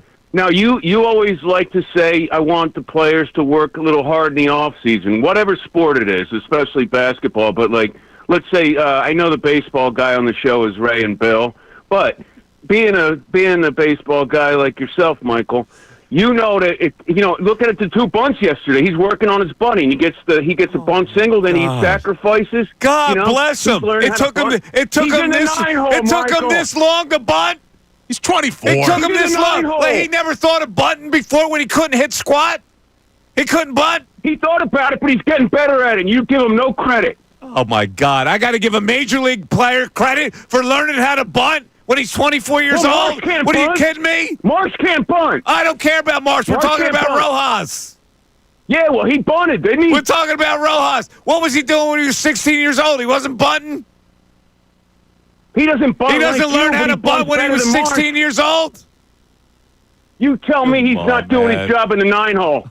Stop it. Relax. Great call, Andrew. Relax on Rojas. Andrew's on fire When Rojas starts to accomplish something with the baseball bat, then I will say, go ahead, have your swagger. Don't give me, he's just great. Every time I hear oh, boy, he can really go get it. Okay, he goes and gets it. You need to be more than that before you're going to give me swagger. Swagger doesn't bother me, man. I'm with Andrew, but really, it didn't bother you when the guy looked at the iPad and marveled over his catch in the dugout? That didn't bother you? Not as much as it bothered you. It galled me to no end. I know. You were very upset about it. It's like, what the hell? What do you? If I'm a leader on that team, I go, Holmes, put the Nintendo away here, son. Now, all right. I know you didn't like that. Rojas agreed with Rob Thompson that this was his best game as a Major League Baseball player. Maybe there was a language barrier. But and he says, I agree. He said it in Spanish. Maybe. But that's exactly, like to Andrew's point, that's exactly what you want from Rojas. In the 9-hole, to be able to lay down bunts. Bill. He has the sacrifice, has the base hit on a bunt. You mean to tell me this guy couldn't lay down a bunt before yesterday? Well, Marsh can't. It took. We're not talking about Marsh. Is this a Marsh conversation? Well, this is a Rojas conversation. But you are acting as if every one of these Major League Baseball players has a better stick than Rojas. So I can forgive him. He'll hit an occasional home run. All right, yeah, he should learn how to bunt. I get it. Rojas didn't learn how to bunt until now. What are we doing? Well, who had him in the minor leagues and said, you're going to be a 300 hitter with a lot of pop in the major leagues. You don't have to do these little things. But the fact that he is bunting well now, you're still angry that he didn't know how to do it before? He bunted a couple times. All right? It's not like he's not like all-world bunter now. He's going to succeed every single time. We'll see how he evolves. Why are you so pro? You're so pro Rojas because I'm anti-Rojas. No. You are. This is what you do. I'm not a pro-Rojas guy. You pick a side. I am and not. You try to humiliate me in front of the people like this guy here. You encourage the guy. You encourage, tell him. Get him, Andrew. Tell him, Andrew. No, here's my thing on Rojas, okay? Yeah, go ahead. I'm not a pro-Rojas guy, but when a guy like Rojas does exactly what we've been asking him to do, which is not to swing for the fences, not swing out of your shoes, he actually lays down 2 good bunts, he gets a single, and he does well in the field, I'm going to commend him for what he did yesterday. And it's the first extended look we've had at him this season. So I'm not going to rip him today. I need a little more than him laying down a bunt that he beats out because the guy didn't cover first base. Excuse me, but I'll need a little more than that, Bill. All right? For what Rojas is, that's why I'm okay with what he did. But what I'm saying to you is he should be different anyway. He should be a different Rojas anyway, getting up to the big leagues. We shouldn't have to put up with, he's got to learn to hit up here. Have you seen him change his hitting style at all? Maybe he's seeing a few more pitches. Is he shortening his swing? I felt like yesterday he had a shorter swing. You did? Well, he's trying to hit. He's trying to hit. I think more ground balls. See a shorter swing, right? I don't know. Maybe I just saw the ball. Maybe it's my television. Well, no, my television apparently just puts longer swings out. But aren't they? It looked to me like he was trying to put the ball on the ground more than swinging for the fences. That's what I saw. Where did you see that? Where? In his at bats yesterday. You didn't really see that. You're just saying that just to get under my skin. I know what you should do. I even winked at Red. You think I'm an idiot? Of course. I gave a wink to Red. I'm a dope? Come Is on, this man. a joke call?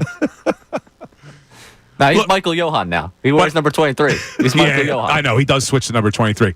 I will say this, Mike. You said before the season started you would have liked to have seen the Phillies just start with Justin Crawford in center field. I think that may be where things are headed. Yeah, maybe. Eventually. But like I said, that's far down the road. I wanted a little fresh. I'm okay with them platooning in center field. I've told you that. And I'm not even that big a Rojas fan. I'm okay with platooning. He's going to hit against left-handers, which are fewer.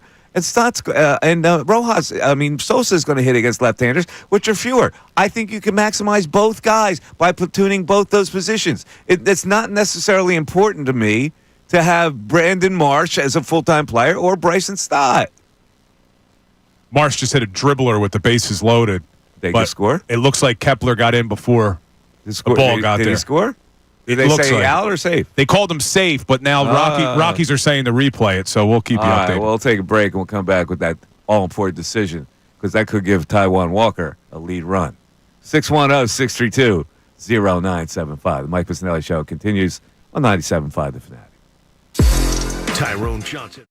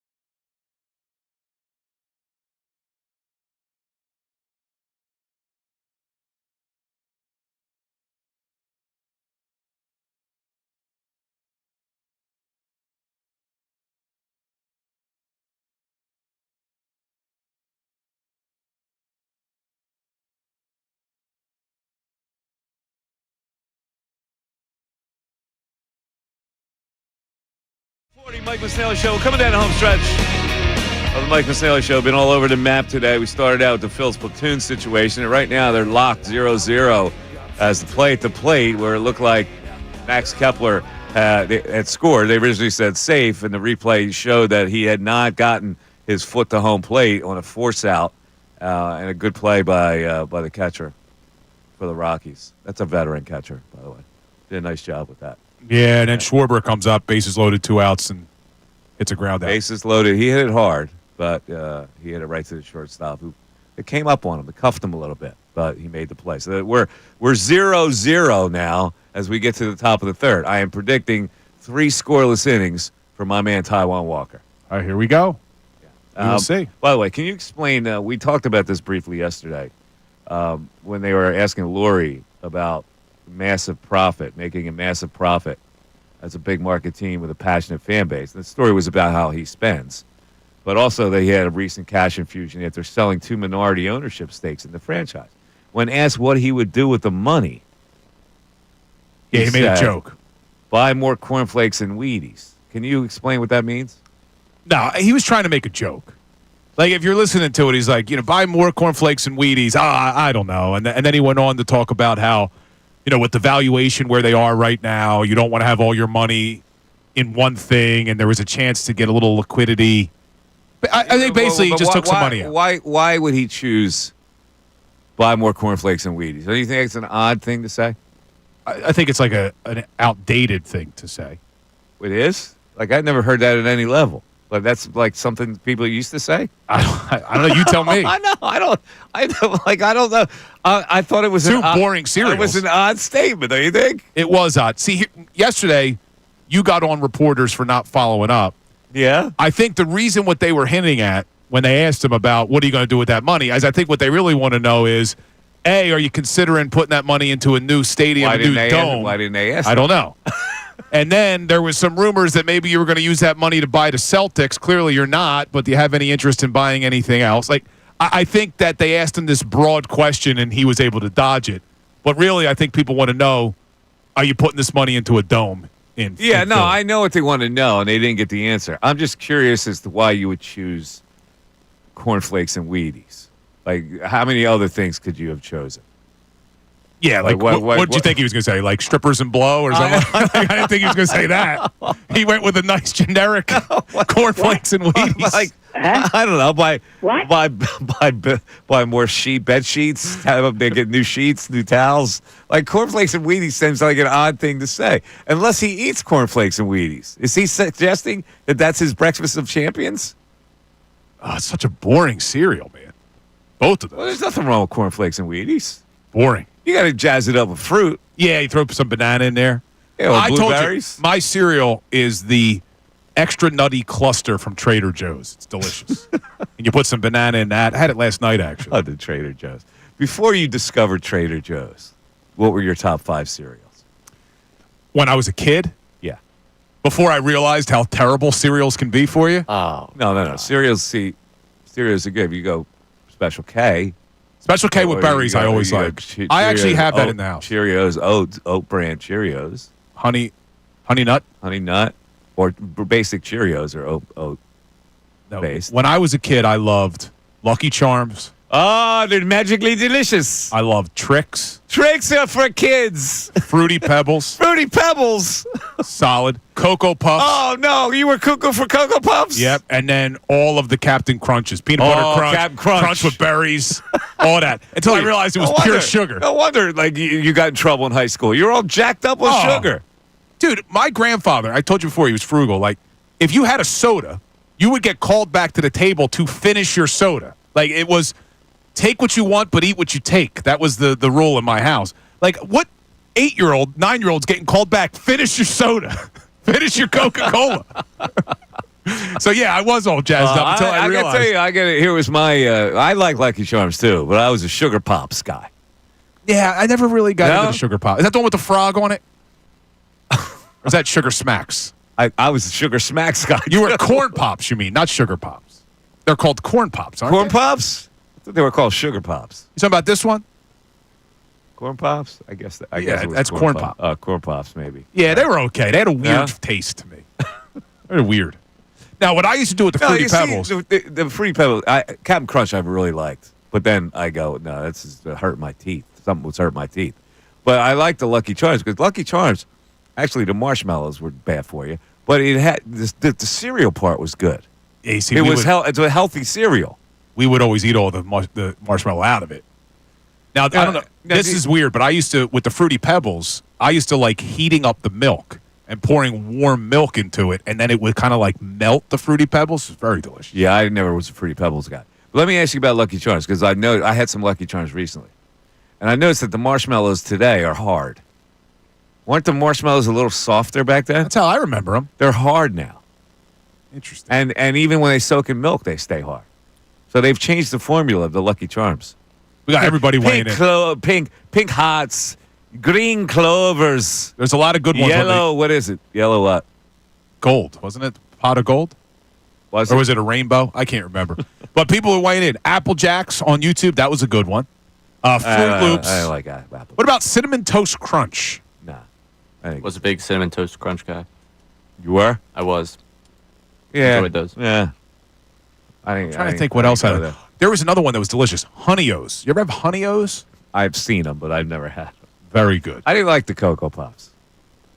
That was too chocolatey. As a kid, I liked the Cuckoo for Cocoa Puffs. Yeah. Always great commercials, too, they had. All right, Lucky Charms marshmallows. Let me see what they are here. Ray, was that it? You were just like the Cinnamon Toast Crunch? I like Rice Krispie. Like Rice Krispie treat or regular Rice Krispie? I was a Rice Krispie guy, too. Rice Krispie, yeah. Very underrated, the Rice Krispie. Now, why did they snap, crackle, pop? Why did they make sounds, the Rice Krispies? Because they were, I don't know, they were air popped. I'm not a scientist. And when they got wet, the air would pop. Hold on. A little update, too. I think Mike's going to win this. Taiwan Walker scoreless. He got out of 3 innings, scoreless. I knew it. And he's faced the minimum. All right, here were the Charms and Lucky Charms. You could tell we're desperate right now. Wait, he hasn't faced the minimum. Yeah, he has. 9. Because there was a strike him out, throw him out. Oh, wow. But hold on, there was an error. He just got picked off. Yeah. And the guy got picked off, so faced the minimum. I see. Wow. Unreal. Yeah, see, why are the marshmallows and Lucky Charms crunchy? Frosted Flakes is another good one people are talking Not bad. about. Frosted Flakes. Also, They're great, right? They were solid. Wasn't that what his thing was, Tony the Tiger? I'm going to tell you what we're going to do. I've decided. We're going to do a field of 32 cereals. The problem is not today. But if we do this in the future, health has to be out of the equation because I'm going to survey. This is what I used to do. I used to go in grocery stores with a notepad, and I would take down I would write the 64 cereals. I wrote 64 cereals.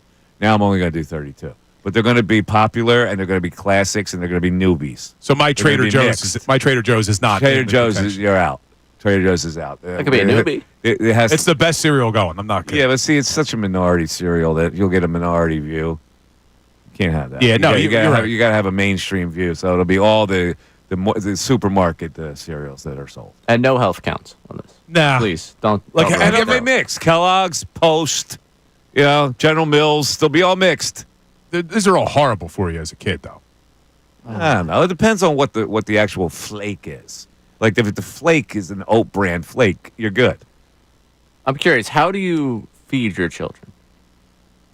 Well, cereals though are just straight sugar, dude. No. Most of these are not straight sugar. sugar. They're not straight sugar. A lot of them are. That wasn't the question. But Special K isn't. Cheerios isn't. So like this morning, Rice Krispies isn't. My son loves the Trader Joe's Super Nutty Crunch that I like now. And my daughter likes the Special K with berries. Right, so, I mean, there's a lot of sugar in that, too. But do you feel that it's obnoxious for him to keep talking about Trader Joe's stuff? Is it bordering on obnoxious now? It's so good, dude. I feel like there has to be under-the-table money being given to you from Trader Joe's the way it comes is. up. This is like almost Sirianni love with this. Everything they have is delicious. That's not true. We did the meatball subs again last night. Their meatballs, their bread. What's your deal with Joe's?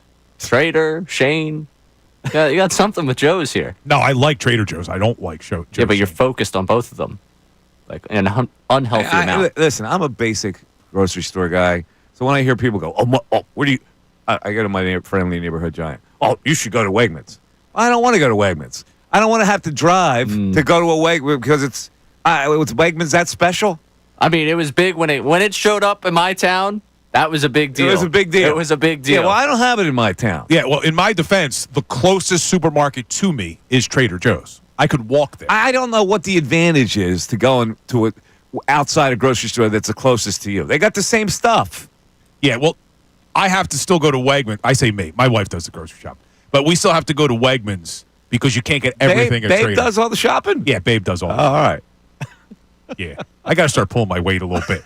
My dad, my father-in-law aerating the lawn. She's done that. Babe just had a baby. What Can't exactly let baby be shopping? do you do? Well, I go home after this, and I just complain to my wife for 4 hours about Mike, Ray. That's all I do. Your wife's probably not happy with me today. I said she had rabbit ears. I'm mocking the fact that you call her babe. She's not happy. I'm probably going to get home. What's Mike's problem? Is she in the chat? Is she riffing me in the chat? I think she's working now. Oh, is she? But she's a good sport. Look, I bust chops, too, so she's used to it.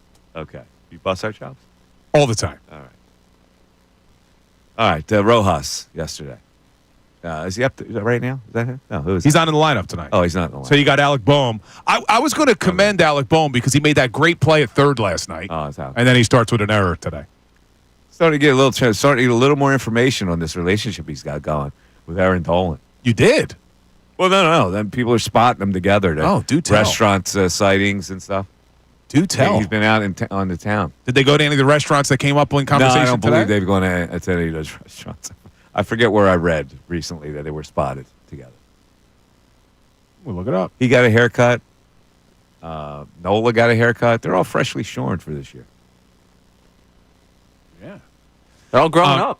Before we get out of here, just back to the Eagles. You were talking about stuff Jeffrey Lurie said. Yeah. And he talked about what he's going to do with his money and all that stuff. Yeah, he's going to buy more weed. How about him subtly dropping, a little passively aggressive, when they asked him about how are you going to handle losing all those players? And he throws out, well, I mean, are the 2024 Eagles the best team ever in NFL history? Yeah. And then when they followed up with him, he throws out, no, that's for you guys to discuss. So, I mean, how close I don't know if they're the best team ever, but we've talked about this before. I made the argument they may be the best Super Bowl winning team ever. Uh-huh. They're definitely the best Eagles team ever. We all agree on that.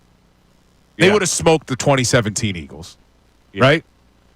They would have beat the 2022 Eagles. Where do they rank in NFL history, Ray? Can you think of a team offhand where you would say, no, that team was better? I think the Patriots that didn't win the Super Bowl, that went 17-0 or whatever it was, and then ended up losing to 19-0, and then they lost to the Giants, that would be a team I would put up against them. All right. By the way, I got to tell you about our Fanatic deal of the week before we get out of here as well. 2 single-day wristbands for the price of 1 at the Funplex in Mount Laurel, New Jersey, Bill Colarulo's backyard. Wristbands offer unlimited access to indoor and outdoor rides, 1 hour of bowling, and select video games. That's a pretty good deal. It's a great place, You can get this exclusive offer while supplies last at 975thefanatic.com/deals. And also, 12 o'clock hour. It was brought to you by Service First HVAC, offering 0% financing for 48 months, rebates and tax credits up to $4,300 when purchasing a complete heating and cooling system. And you can learn more at ServiceFirstHVAC.com. I hope people made money on me today saying that Taijuan Walker would survive 3 scoreless innings. You're on fire, man. We are now in the top of the 4th inning, Bill. Give me your prediction on what happens.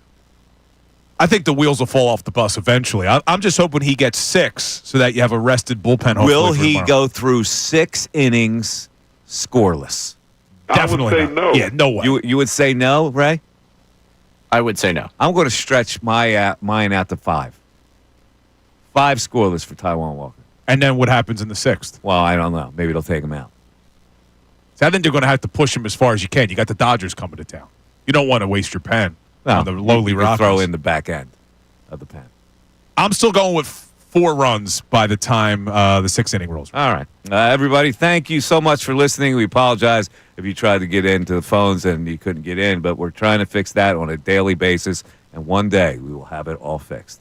Have a great rest of the night, everybody, and we will talk to you tomorrow. Take care. Bye-bye.